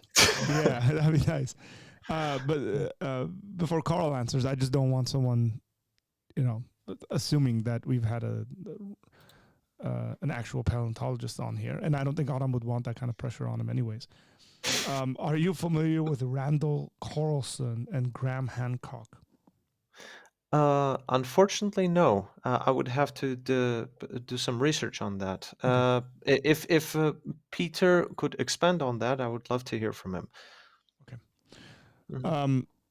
Carl, before you answer, I'm going to read something I just immediately Googled. This is from NCBI, whatever. It's a government website, I suppose. It's .gov, so it's a government. And the question is, what is the uncertainty of carbon dating? And it says the method's true positive rate ranges from 20 to 90%, with the most realistic rates being between 30 and 50%. The method's false positive error rate is approximately 10%, increasing the number of radiocarbon dates used to date. The time series above 5 had no noticeable effect on the true or false positive rates. That's from 2018, so that's 4 years old. Mhm. Go ahead, Carl. So, like you said, you're not an expert on how carbon dating works, and neither am I. But I do know some of the things that go into using carbon dating. So what they do is they measure a specific kind of carbon. It's called C14. They measure that in the atmosphere, and plants absorb the C14. So they have some. I don't know what the math is again. I'm not a professional, but they absorb that C14. The animals eat the plants, and that C14 is absorbed into the animal. And that's how they can accurately measure the C14 available. The problem is there's a presupposition in their measurements. They're assuming that the world is at least 1 million years old, and there's something called equilibrium. Equilibrium is like imagine this bottle, right? Imagine it has a hole on the side, and I'm or a hole on this side, and I'm dumping water from the end. Equilibrium, and actually, sorry. There's water coming into the bottle and exiting the bottle at the same exact rate. That's called equilibrium. Right. What they're assuming is the carbon-14 in the atmosphere is equal to the carbon-14. The carbon-14 being created is equal to the carbon-14 being consumed or destroyed. And that takes about at least 1 million years. So their assumption is 1 million years have passed. We've reached equilibrium. So the carbon, the rates or the numbers we get is accurate, which I don't think it is. You have like it said 20% on the lowest end. They measure things that have recently died to be thousands of years old. Like that doesn't make any sense. So and by the way, carbon-14 isn't what they use to date the fossils in the rocks. There's a different method, and it's very circular. If you look into it, the fossils, the geologists refer to go to the paleontologists to get these dates, and the paleontologists go to the geologists to get these dates. The rocks date the fossils date the rocks. I'm not making this up. You can look it up, and I mean, you go to a museum. My uncle was an atheist. He would take me to a museum to make me an atheist too, when I was a Christian, and he succeeded. But I'm back. So if you go to museum, this isn't like a hidden thing. It's clearly available for people who are interested. Right. So I don't think these ages are correct. Okay. Yeah, I totally understand that viewpoint. My question would be, what do you think about the dating methods when they use trees? So basically, Well, when they cut the actually, trees and they try to see the amounts of shapes and circles inside of the bark. So this is the uh, rings of a tree. yes, sure. correct. Because the argument, I guess, is that there are some trees that have more rings than the young earthers claim the age of the earth is, correct? Okay. Yep. Before you answer that, someone commented here, and I want to encourage you guys with this. But Sis Future says, "I just want to say I appreciate that both of these gentlemen are willing to come here and speak with one another. And thanks to Arthur for hosting this." Let me say something very important here. Both of these guys are good friends of mine. Okay, so Carl is in proximity, is very close to me. I mean, we go to the same church. We see each other multiple times a week. We have very lively and fun conversations and debates. We aim at serving God with one another. Aram I've met recently, and I've had conversations. He's in my group with. He's proximity wise, he's far away. He's in Armenia. But again, the what I love about this, and I think it's very important for us to have in our church communities, is that we have Christians who disagree with each other, who can, in good faith and friendship, sit down and have these conversations. And I would say generally, obviously iron sharpens iron, and challenge one another and say, hey, maybe you got to reconsider this, or maybe you got to reconsider. These are fun conversations we need to have in the church, because they're important. They're going to affect something somehow in regards to our view of the world, our view of God, and all of that. So again, you guys are appreciated, and there's both of them are gentlemen. I can attest to that. No, I seriously mean that, because folks can't have these conversations normally. Usually, and you guys have probably all experienced this. I know I have, where it turns into a shouting match. We start accusing each other of being a heathen and not Christians at all. Like, it's just like some this, it's like, okay, but we're overdoing it. Relax here, right? But yeah. Yeah. Go ahead, So the Arthur had brought this up a while. I was talking to Arthur about this a long time ago, a few months ago, and I didn't have an answer for him then, and I'm really glad that he asked me that, because now I have an answer. So I wasn't the person who brought it up. It was brought up by a friend of mine named Bako, who's a lot smarter than I am, and I was observing him having a conversation with a younger creationist friend of mine, and both of them were going back and forth, and he brought it up, and I was like, ooh, that's interesting, and so that's why I brought it up to you. I want to hear your answer. The first thing I'd like to say is, I don't think we can prove beyond a shadow of a doubt that every single ring is exactly 365 days. I don't think you can prove that. But Okay. I'll grant that it's 100% accurate. The rings record leap years and everything. Let's just assume it's 100% accurate. So we can go with, even if we look at trees with estimated ages, the oldest tree estimated that is currently living is 6,000 years. Now that doesn't prove that proves my position is actually false. If it's exactly 6,000 years, because we had a flood about 4,500 ish. Let's just say about approximately 5,000 years ago. From the younger perspective, the flood occurred about 5,000 years ago. But so if we go with trees with verified ages, these are trees that we know for a fact that this is the age of it, is 4,900 ish years, approximately 4,900, and that perfectly falls in line with the young Earth creationist predictions.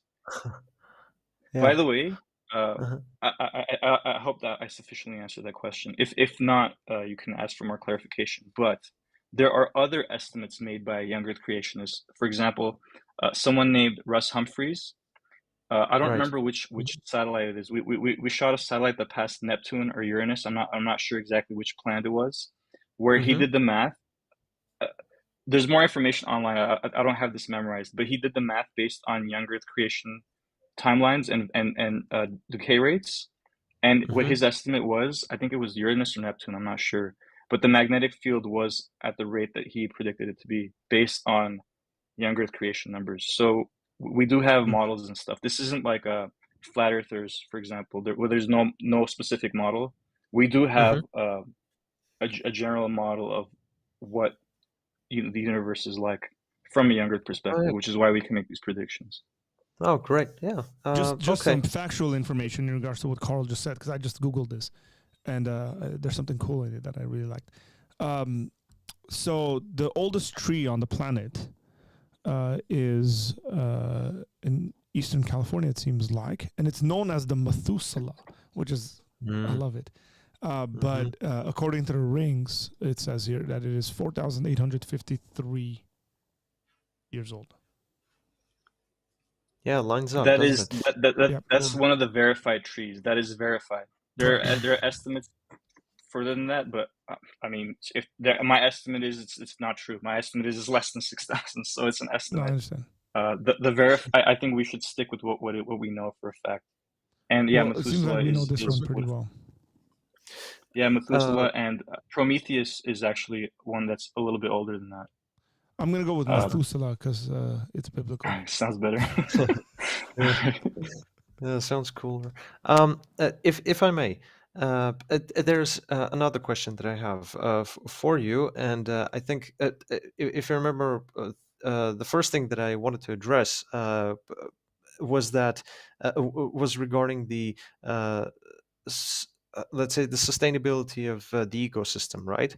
So, if we were to assume that Mhm. all kinds of different species, like the dinosaurs, as well as different kinds of large mammals, etc. All of the large megafaunas that ever lived, that they coexist or cohabitated within 6 to 7 thousand years together on the Earth. Then in that case, what would be the argument against the uh, different layers? Why is it that we find different kinds of ecosystems depending on the layers themselves? So, if there was a global flood, now wouldn't that indicate that they would have been buried in the same rock layers? You're talking about the periods. I forgot what they called the Jurassic. Yes, well, That's the Mesozoic, one I Jurassic, know. Cretaceous. Yeah, Yes. yeah. Mhm. The different layers or different periods. Well, Yes, correct. it's Mhm. I don't remember. I don't have like if I knew I was gonna have this conversation, I'd done a lot more research and got these names. But Yeah.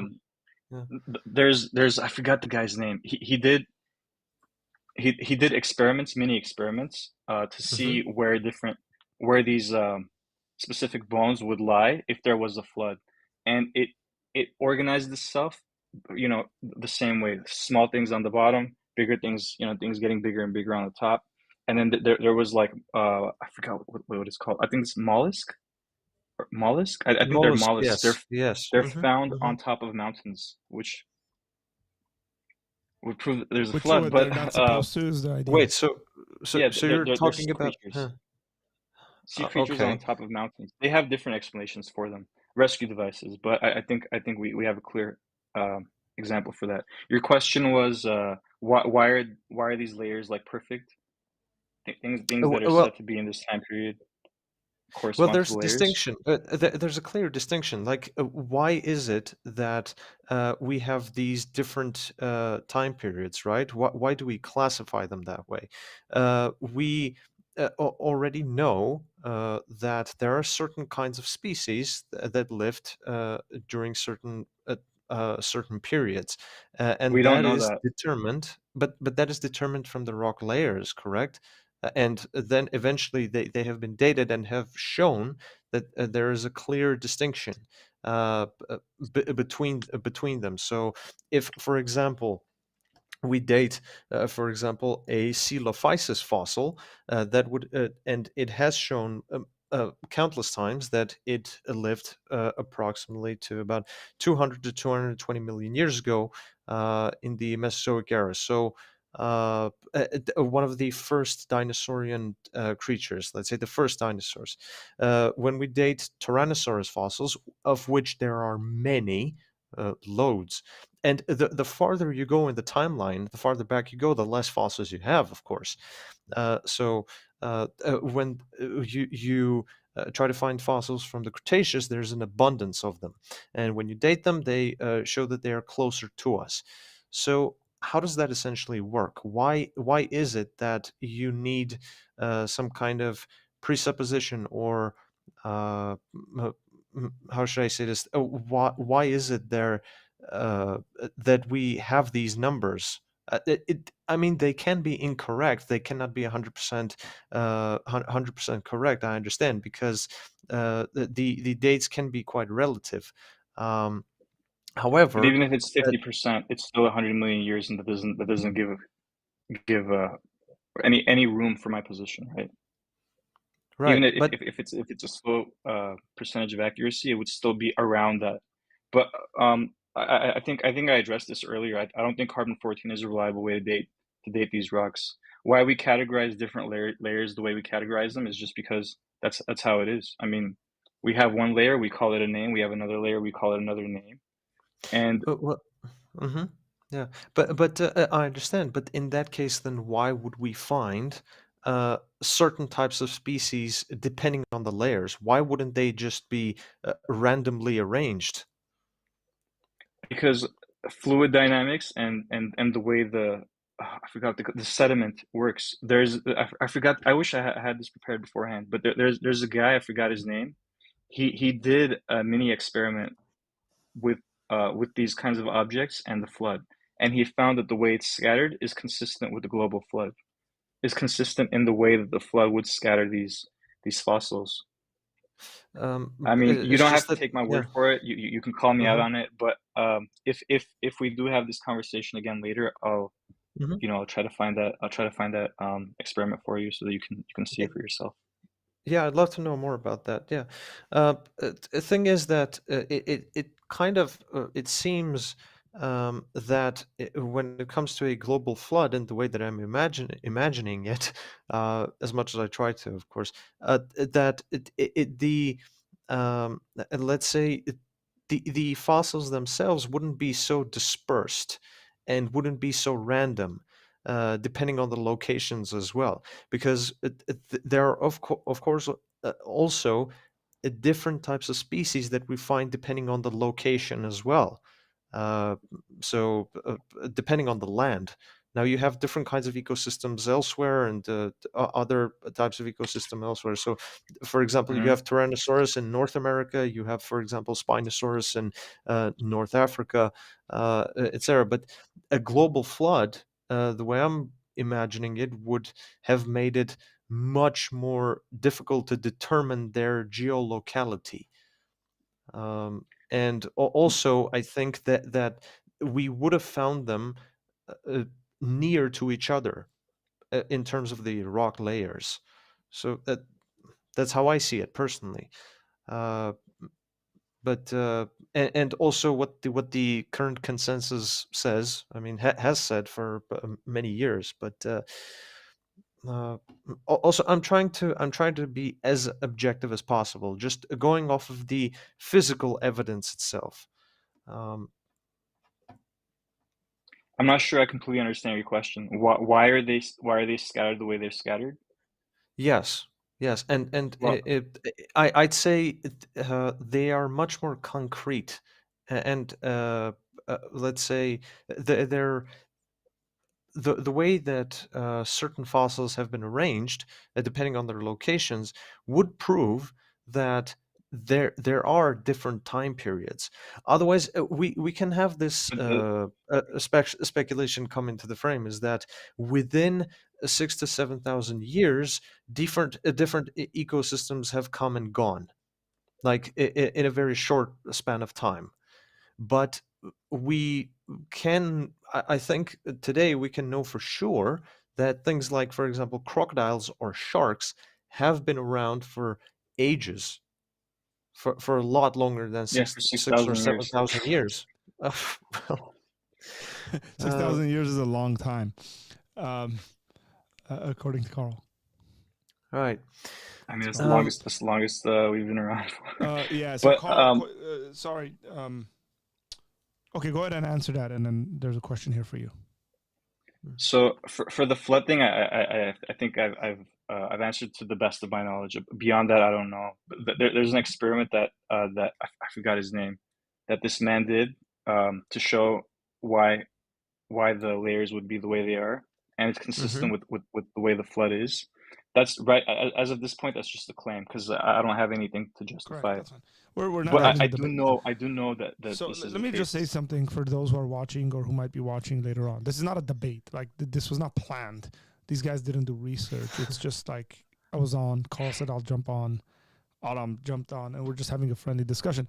This would be the conversations you would have when you're out with your friends. And if you got a friend who just like randomly pulls out sources and academic stuff, you got weird friends.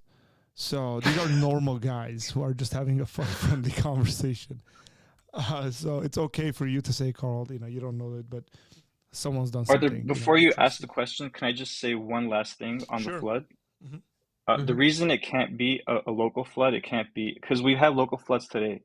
The rainbow is God's promise that He would never do that again. So I think if we have local floods today and God promised He'll never do flood the world again, then So, that's okay. Let me ask a counter to that.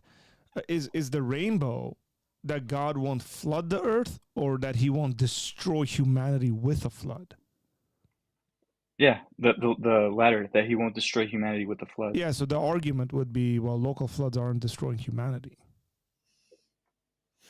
I don't remember the words He used, but Yeah, I don't either. So, okay, I'll look that up as I ask this question. you can ask the question. Yeah. Yeah, so it's in the comment section. You can read it as well, but it's 3 parts. I'll just read. As someone who is more in the climatology, geomorphology, and biogeography field, how do the young Earth creationists work with the fact that we find fossilized redwood trees in places like Baffin Island, Canada? Mhm. Redwoods can barely survive the weather in the coast of Vancouver. How is it going to survive in the land of summer snow and negative 50 degrees Celsius winters? This shows us that the climate has changed slowly through history, and such changes happening at the rate of mere thousands of years makes no sense. I'm not sure I completely understand the question. So I essentially, don't see there's how. redwoods in places there shouldn't be redwoods in, if that's what the climate of that region has been for mere thousands of years. Unless it was Yeah. a slower kind of, Well, it looks like he's saying, how is it going to survive in the land of summer snow and minus 50 C winters? But yeah, which is like but way too it's in cold for Canada it. and it is Yeah, surviving. it, there's evidence that it's been there, but it's currently, But because the what way he evidence? said that we find the fact we find fossilized redwood trees there.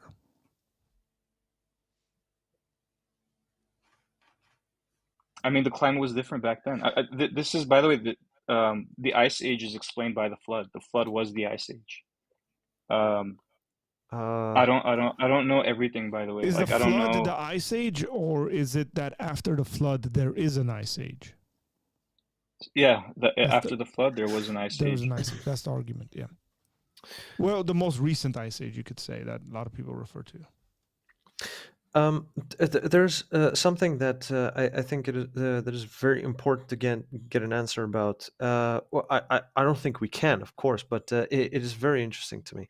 Is that if we consider that there was a global flood uh, at the days of Noah, the specific I'm sure that there were specific species of animals that were chosen that would embark on the ark. Yeah, So just one thing. I'm sorry to interrupt, but mhm. let's call them kinds because the Bible doesn't use species. We don't know what species. We know that there were kinds, specific kinds of animals, like the wolf kind, the cow kind, the horse kind. Right. Got it. Oh, okay. All right. So clades, according to today's terminology. All right. But it's very interesting to me. Like I've as far as I've heard, the argument goes like this. Um, I'm not claiming that you have this approach, but just what I've heard in general Hmm. as of yet is that the uh, what we consider today the prehistoric animals, like dinosaurs or different mammals that went extinct, those got left out of the ark. The more modern animals that we have today are the ones that embarked on the ark and therefore are still existing today. So how did that actually manifest? It is what I'm trying to understand because I am 100% sure that if that is true in its historicity and if it's literal, then that would mean that there was a 1 in a million supernatural event that had brought all kinds of animals together into one location from all parts of the world into one place with carnivores and herbivores and etc. Uh, With all sorts of diets. and they just peacefully, in harmony, just went into the ark, and it was basically a completely supernatural event that manifested itself materialistically. Is that the position that you hold yourself when it comes to the Uh, flood? there's multiple things I got to cover in that. Mm-hmm. I do believe there was dinosaurs on the ark. I do Oh, believe. okay. I mean, the biggest possible dinosaur, it was there on the ark. Uh, Now, the purpose of bringing two of the kinds is so that they can reproduce. So I don't think it's the best thing to bring the oldest, biggest animal onto the ark. You'd bring the smallest, most fertile animal onto the ark so that they can reproduce as much as possible when they get off the ark. Now, Mm-hmm. I don't believe that before the flood, there were carnivorous animals. Animals were Ah, I herbivores. see. Okay, I see. If you read in Genesis 1, to every beast of the field, I give you every green plant. Or a green, I forget the exact words, but it's something along You those get it, yeah. lines. So, I mean, I don't know how you would answer that on an older perspective. On a younger perspective, every animal ate plants. So there weren't any carnivorous animals. The lion, for example, wasn't carnivorous. And then the objection is, oh, but they have these huge teeth that are made for ripping flesh apart. But then you have, Yeah. I mean, we have pandas who have these vicious looking teeth, but they eat that bamboo. It's No, that's big so they can get into the harder things. Fruit bats have gigantic teeth for plants. I mean, we just accepted that we lost 90% of plants. So how do we know there weren't these thick, difficult to get to the flesh fruits for these animals? You know, they have gigantic teeth to get into them. I well, think that's the thing is that what we have found uh, fossilized, with the evidence, the physical evidence that we have, is that these animals, well, for example, it would make no sense for a creature like Tyrannosaurus to evolve teeth that were specifically made to crush bone. I mean, it was the but most. that's what I'm f- saying. You're assuming that's what it was made for. But I'm not. No, it's not that it's an assumption. There is physical evidence that that's what it was for, because we have evidence that there are, for example, Triceratops frills with holes in them, or Edmontosaurus skeletons that have tooth marks on them, on which the teeth of the Tyrannosaurus fit perfectly to Oh, a T. look, dude, That's, right now, I'll grant that they uh, fought. You can't say that they were eating these things on a regular basis. but I think that's a major presupposition. This is what they do. They find not you, these scientists. They find little things and they say, "Oh, this must have happened millions and millions of times." But Where it's I not don't know if little. that's the case. The thing is, it's not as little. There is an abundance of evidence of that. Recently, there was in Montana, I think it was, there was this a tar pit area. No, well, not a tar pit. Basically, there was this location where there was a herd of Triceratops discovered with juvenile tyrannosaurs, and the way these animals have been found together, it, and the amount of times that they have been found together, quite clearly indicate that the, certain kinds fed on other kinds, and Okay, it doesn't that get that any clearer than that, in my opinion. then Um, it happened after the flood when they uh, were carnivorous. but in that case, okay, then in that case, we have to claim that humans coexisted with the dinosaurs.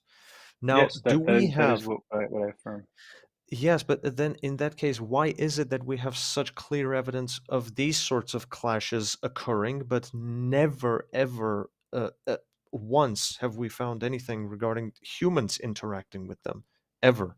I think we have a lot of evidence for that. We have Egyptian pottery with pictures Ah, okay, of I see these what you mean. ancient creatures that look like dinosaurs to us. There's more than that though. We No, have it's not we have Egyptian. historical evidence. We have these. I don't know. Uh-huh. I don't know the exact geography of where they're from, but they look I Egyptian think to there me. might be But some. maybe I there's think there something might be else. some South American stuff. Yes, it's called the Ica stones. Now, unfortunately, Wait, this has been Did you but say let me. I Inca have. Inca stones? Ica, Inca. Ika, I think. Okay. Ica stones. Okay. There was on these black rocks. But you know what's hilarious about them is that the illustrations, when you look at them, or the carvings, I should say, the dinosaurs are depicted in a way that we would have described them or depicted them back in the 50s or 60s in their anatomy and orientation. So basically, nowadays we know that dinosaurs were much closely related to birds and crocodiles. No, so they were We don't know archosaurians, that right? though. So We is this don't the know that. this is We the reason, assume like that. the feathers and stuff like that? Is that the No, we do because we have preserved feathers. We also can Yeah, reconstruct the skeletons, and we clearly see that there are. Also, when you look at their different types of anatomical features, just from their skeletons, they correspond quite well with the lineage of birds. And also, when you look at the snouts and the textures and the keratins on the skulls, you can clearly see that there's a correlation with crocodilian species as well. Now, the point that I was trying to make here is that okay, No, I I'll just lost state it. It well, seems you to have me my to that let train. me respond. I will. I will. Yeah, sure. Uh-huh. Autumn, are you saying that these might be forgeries? Oh yes, I mean, I'm not saying that 100%, but I Yeah. can speculate on that because nowadays dinosaurs' anatomy has evolved, and Got it. the way that they used to look back in the 50s and 60s from paleo art was they were depicted as cold-blooded, and they would drag their tails, they would stand upright. Nowadays, their orientation is much more horizontal, so more like birds, like ostriches or cassowaries, Got it. like Okay. that. Okay, Hmm. Carl, go ahead, But man. that, Respond. you didn't let me explain all my evidence, Sorry, go all ahead the and then respond to examples. Sorry. It this. was Yeah, just go ahead. pottery. That's fine. We have historical evidence. We have knights fighting dragons. The word dinosaur, by the way, is a modern day word. They didn't have this word dinosaur 200 years ago. They used the word dinosaur, dragon, to refer to these things. You have all these knights fighting these dragons. Are they all made up? Are they all Mhm. mythical? Every single I would say animal so, on the yes. Chinese zodiac, every single animal on the Chinese New Year, their zodiac thing, is a real Hmm. animal except for the dragon. Every single one is real. I don't think a dragon is a mythical creature. Um, Uh, I think it's a lizard that grew really big. Also, I don't know if what your position is on how old people lived back then, but I do believe that Adam lived to be 900 plus years old. I do believe these okay. things. So if it was the case that biological beings lived to be very old, it's Hmm. possible that dinosaurs exist today, but they're just very small. Reptiles continue to grow until they die. So if you have something that's been growing for 1,000 years, it's going to be pretty big, you know? Uh, well, that's not the evidence that we have, though. I mean, we have sauropods, right? So, just to explain more specifically, Yeah, but that the doesn't disprove long neck anything I said. species. No, I But understand, that but doesn't, I don't think that, okay. it the age of the people from that period, I think I align more. Well, my understanding aligns more with what inspiring philosophy. Well, Michael Jones presents is that the way the numbers were counted back in the day was quite different as to how we count today. So there's an important cultural context that needs to be considered. And so not all lizards continue to grow. Now, some crocodiles do, but not all kinds of lizards. Now, the problem is that dinosaurs are not lizards. Dinosaurs No, they're are, reptiles. well, yeah, I didn't exactly. say lizards. I said I said Oh, reptiles. And reptiles. Oh, okay, yes. I didn't say Hmm. all reptiles. I made a general Hmm. statement. I said Oh, that okay, could okay. mean, if you would ask for you need to ask for clarification. It could mean Hmm. 5%. It could mean 1%. It could mean 99%. Sure, I yes. never mentioned that. Oh, Um, okay, right. My bad. Also, when I Mm, say dragon, I'm not mm, talking about a fire-breathing, flying mythical creature. mhm. Um, Okay. uh, I'm saying what we call today a dinosaur is what I think they Uh-huh. would call a dragon. a few hundred years ago. One of the things that is important to mention here about dragons is that European dragons are extremely distinct from what I would say Eastern dragons. Yes. Where Eastern dragons are, including Armenian culture, dragons are very serpentine.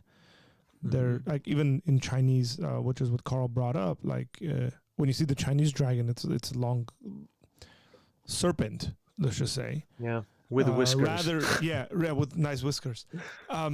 Rather than the European kind of British dragons who've got the gigantic wings and, they're flying and stuff. So at the very least, I think Carl's argument could go the following way, where these, they are mythological in the sense that there were these real things that people built stories upon. If I'm misrepresenting you, Carl, you could correct me, but I would assume that's the sort of argument that it would go. Mm-hmm. Yeah, that's what I'm saying. That you can't discount all these stories and call them, oh, it's just a fake story. I mean, there's historical evidence. That's the only kind of evidence we have of history. By the way, I don't think fossils tell you anything.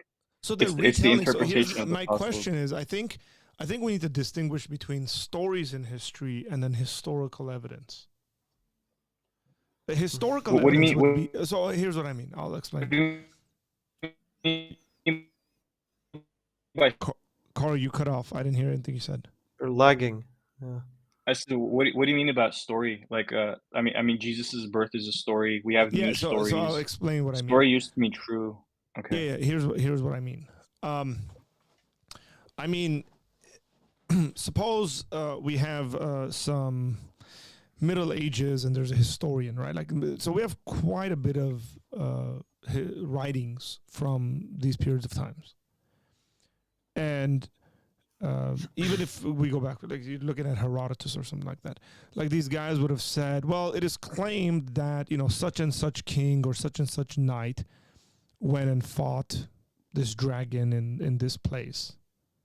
Right? Like that, for me, that would be a historical accounting rather than something being told in the form of a story. Mm-hmm. Did you see the difference, the distinction I'm making there?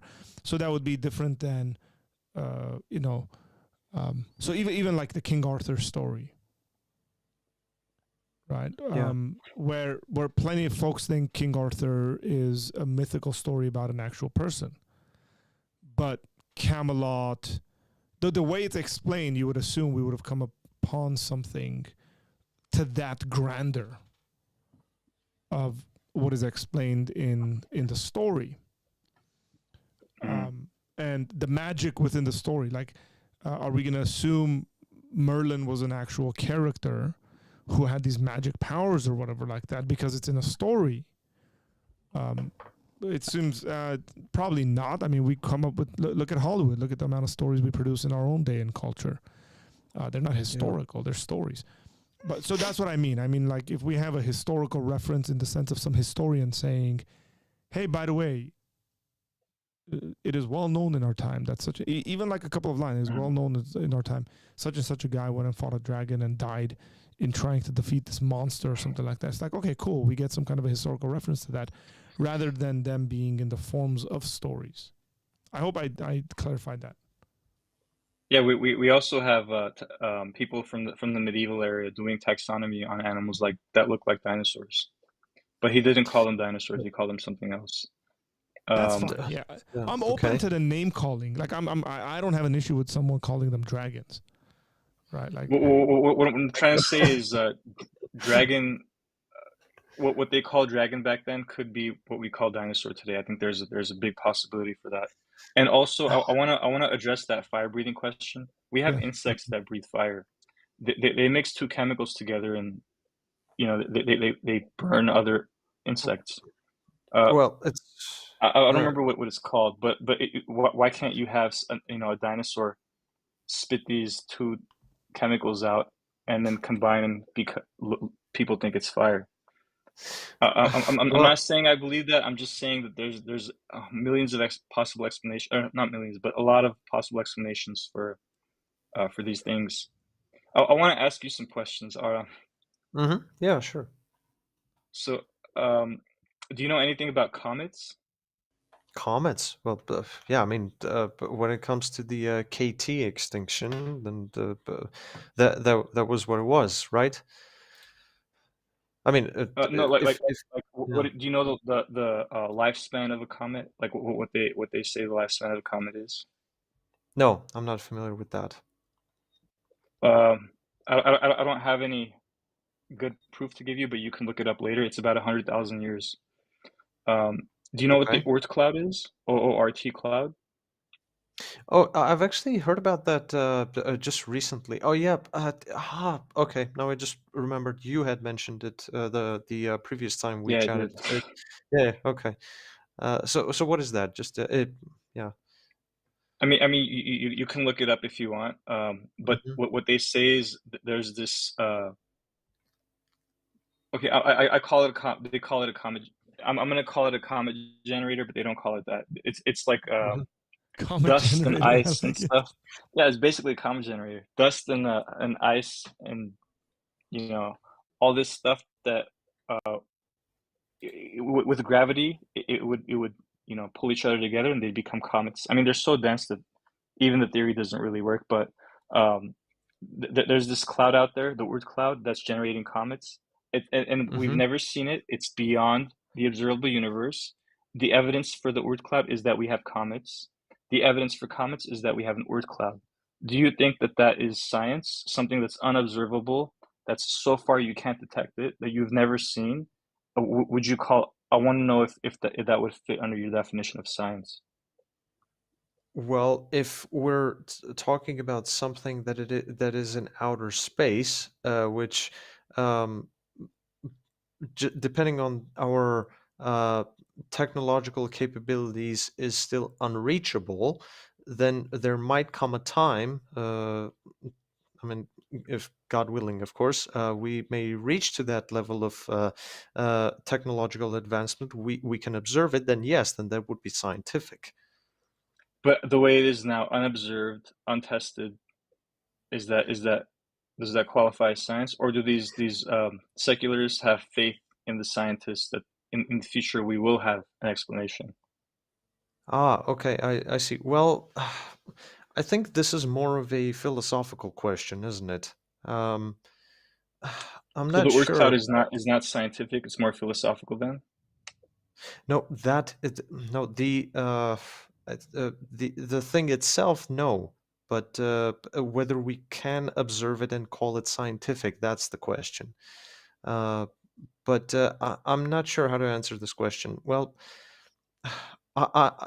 see, the absence of evidence doesn't mean that there's no evidence But for it. I never said that. I never said that. All Yeah. I'm Okay. asking is something that is unobservable, untestable, Uh-huh. um, science. But by definition, I mean, I thought I don't know if you agree with the definition of science that I laid out, but I think Hmm. those are things that need to be the things in the scientific method are what defines what science is. Like, how Right. can you I perform understand. science outside the method? Well, science itself is knowledge, so you need knowledge in order for it to be science. Since it is not observable, I think that's if I understand, if I'm trying to decipher it correctly, that's what you mean. So if it's not observable, then it cannot be part of science. So uh, I don't know how to approach that really. Well, It's quite perplexing. yeah, I mean, the question comes down to whether you can observe things in the past currently. Oh, whether you can observe things in the past? Yes, I think you can. But Yes. well, I don't know if I'd say in the past. Like, if you cannot observe something at all, it's outside the observable universe. It's so far that the strongest telescopes we have can't see it. Mm-hmm. But it exists because we have comets, and we need an explanation because comets last 100,000 years, and we know Correct. the universe is more than Sure. 100,000 years old. Therefore, there must be. I don't think that's science, and I don't think science is knowledge. Knowledge is justified true belief.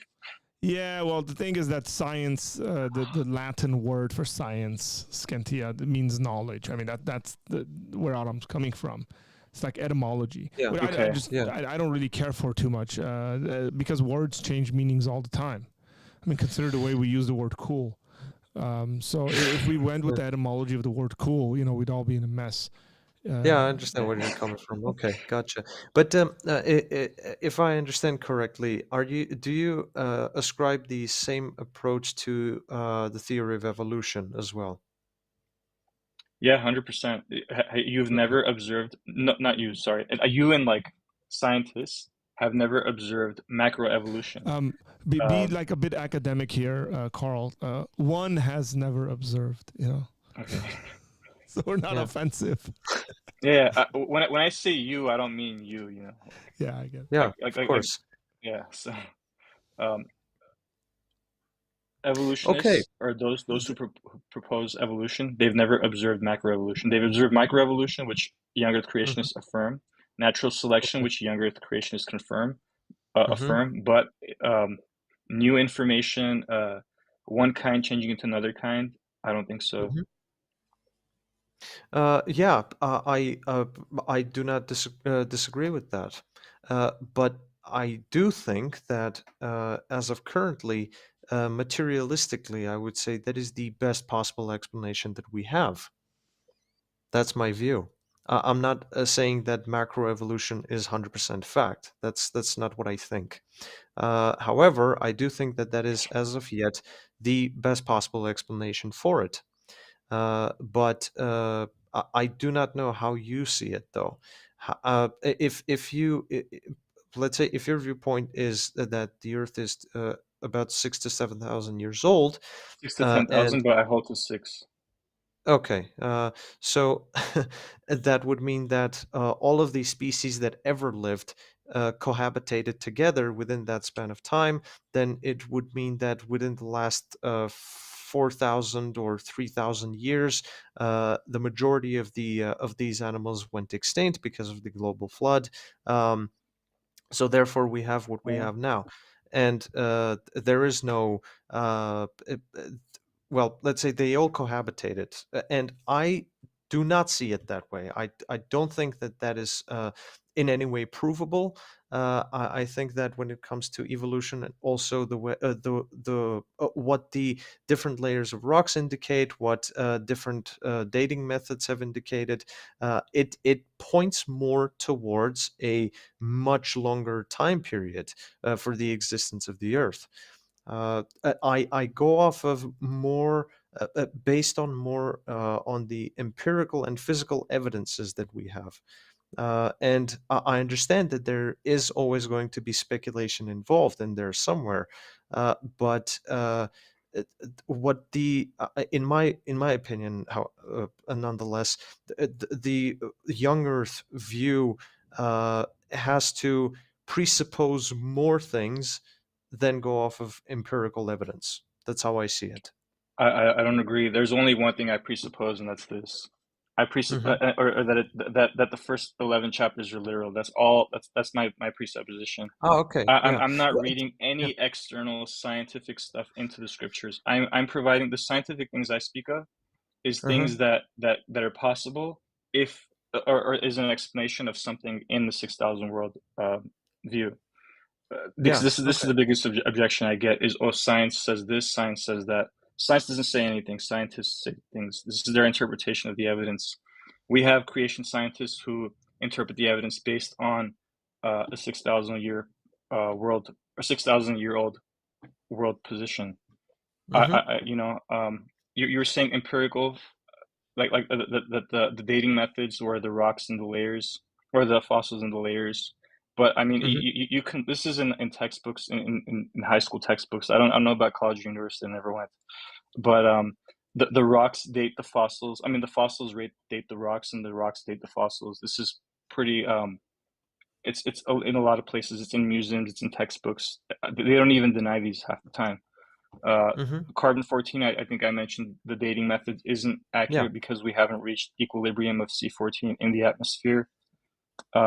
I don't think that the things that you don't see is science. If it's not testable, if it's not repeatable, if it's unobservable, it's not science. I mean, then can we say that God is science because he's an unobservable thing that has effects in the real world? They wouldn't accept that as science, but we have to accept it when they do it.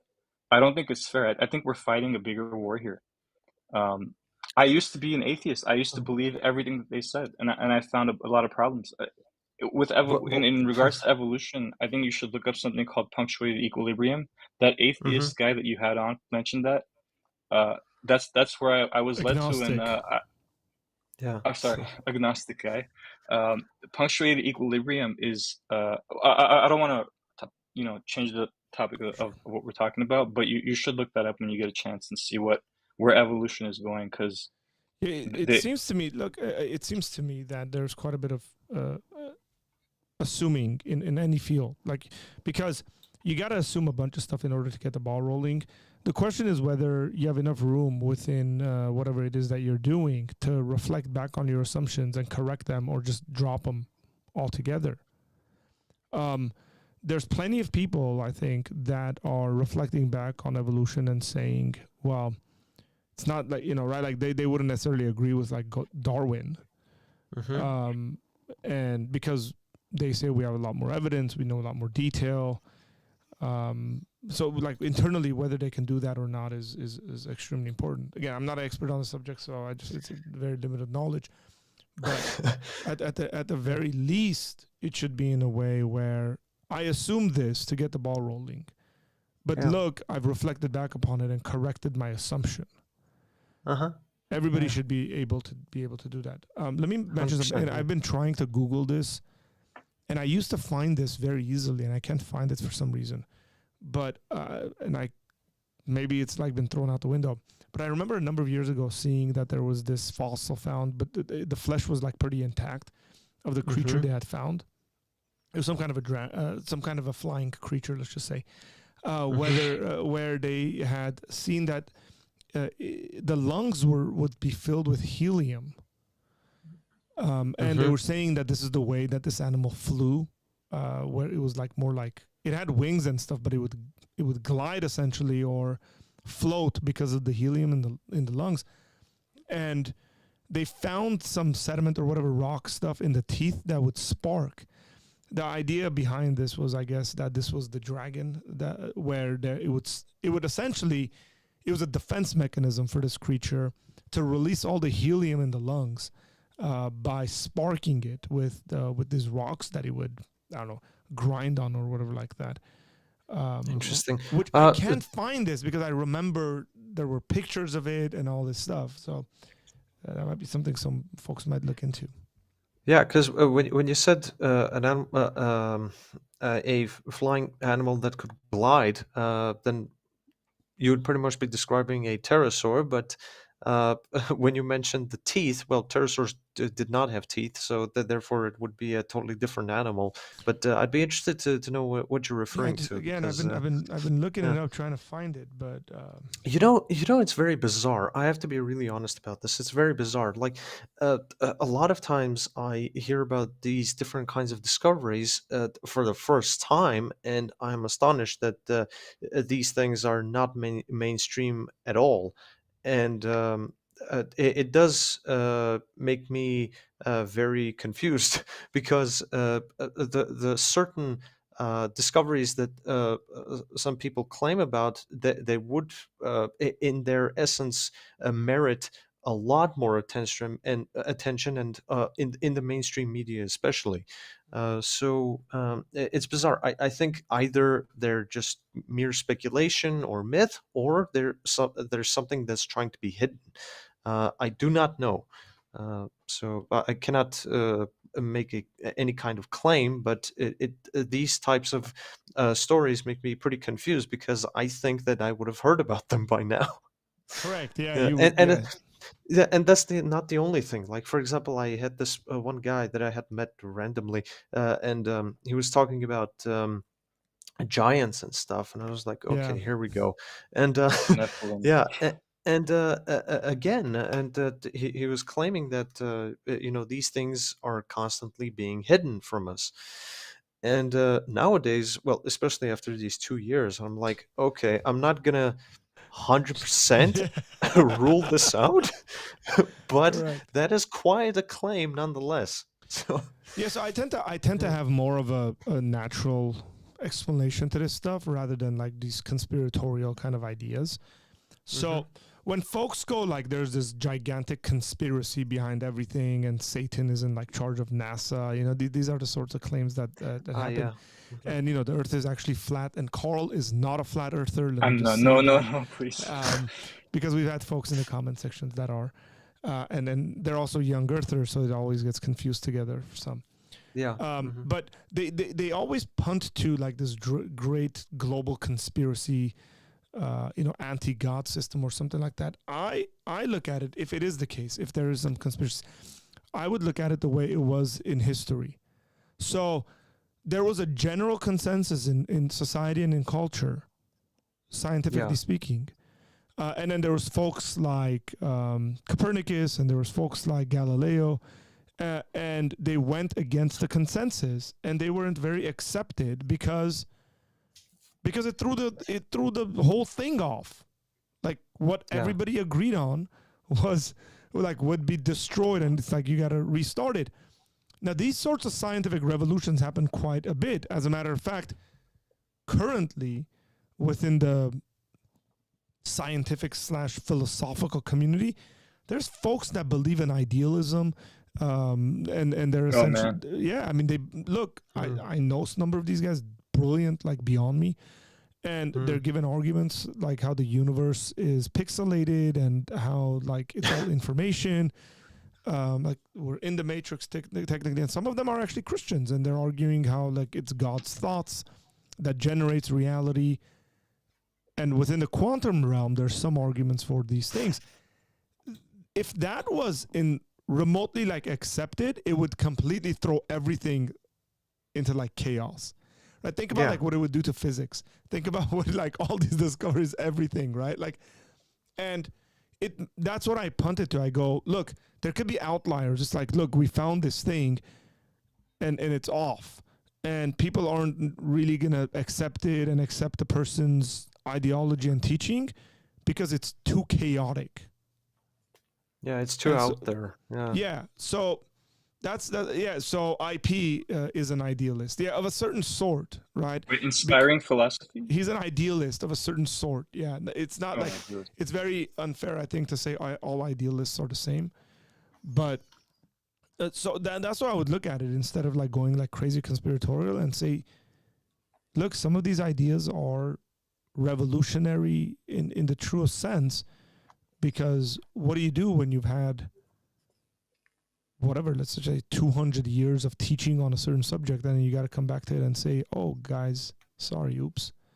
One of the things you brought up, I think, one of the things, I mean, even you brought up on is, hey, look, the way even I was taught about dinosaurs, right? And then I'm seeing like my kids watch shows about dinosaurs and stuff like that. They enjoy them quite a bit, and I'm like, these dinosaurs look nothing like the ones that I grew up with. You know, like correct. They're very colorful. They got lots of feathers. I don't remember any of this stuff. And that's just again, that's I'm not in that, so I'm not like constantly researching it and stuff like that.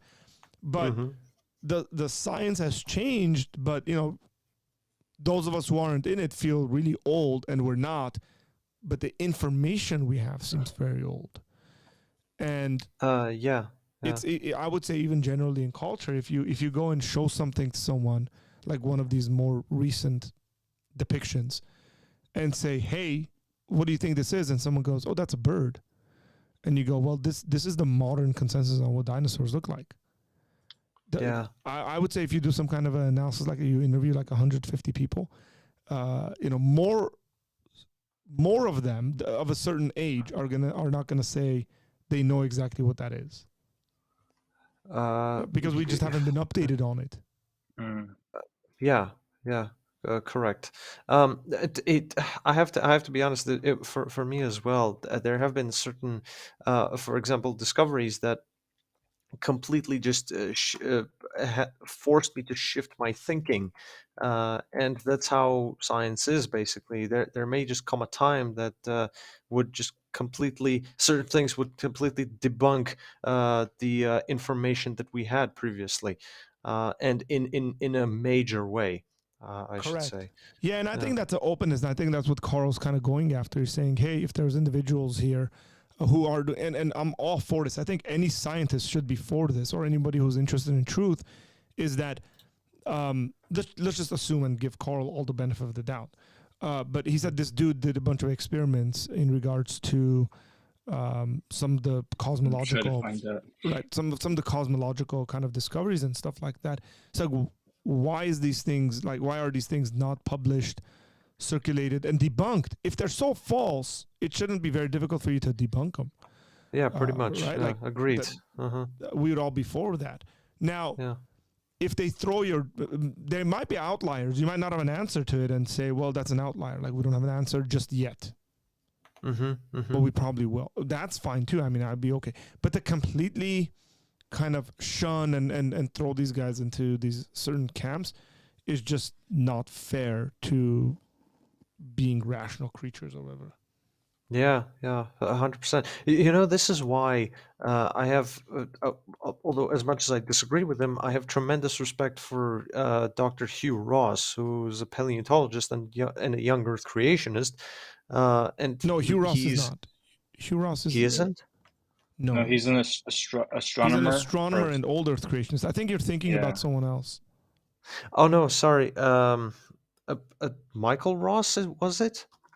I might have confused the names. He had a debate with Michael Jones recently on capturing He was, Christianity. yeah. Oh, that guy. Yeah, I saw that. Yeah. Yeah, I forget his name. I'm talking Correct. about him. He's yeah, yeah. Go ahead. yeah, he's a renowned paleontologist, and also he's a younger creationist. Which I mean, props to him. I'd say for holding to that viewpoint firmly in a hyper secular atheistic field. Yeah. So yeah. Correct. I was just my office was just invaded by my wife, and she's like, "Give me signs about we've been on for 2.5 hours." So, Oh man, Yeah. I haven't even noticed that. hey, that's because That's- it's been a fun conversation. Yeah, agreed. I mean, it's an endless topic, pretty much Correct. endless. I Yeah. gotta, Autumn. I gotta talk to you because I might have to. I don't know how you would ship some. I might need to put in an order. There's a kid at our church that is Uh-huh. like kind of obsessed with dinosaurs, and Uh-huh. I kind of want to surprise him. But I want to find out what his favorite dinosaur is before I tell you. I don't know how You long got would it, take man. you- I how long it mean, would take you to do that. yeah. I mean, nothing fills me with greater joy. I mean, to inspire the kids. I mean, especially here in Armenia, the thing that really makes me tremendously joyful is when I see that kind of passion.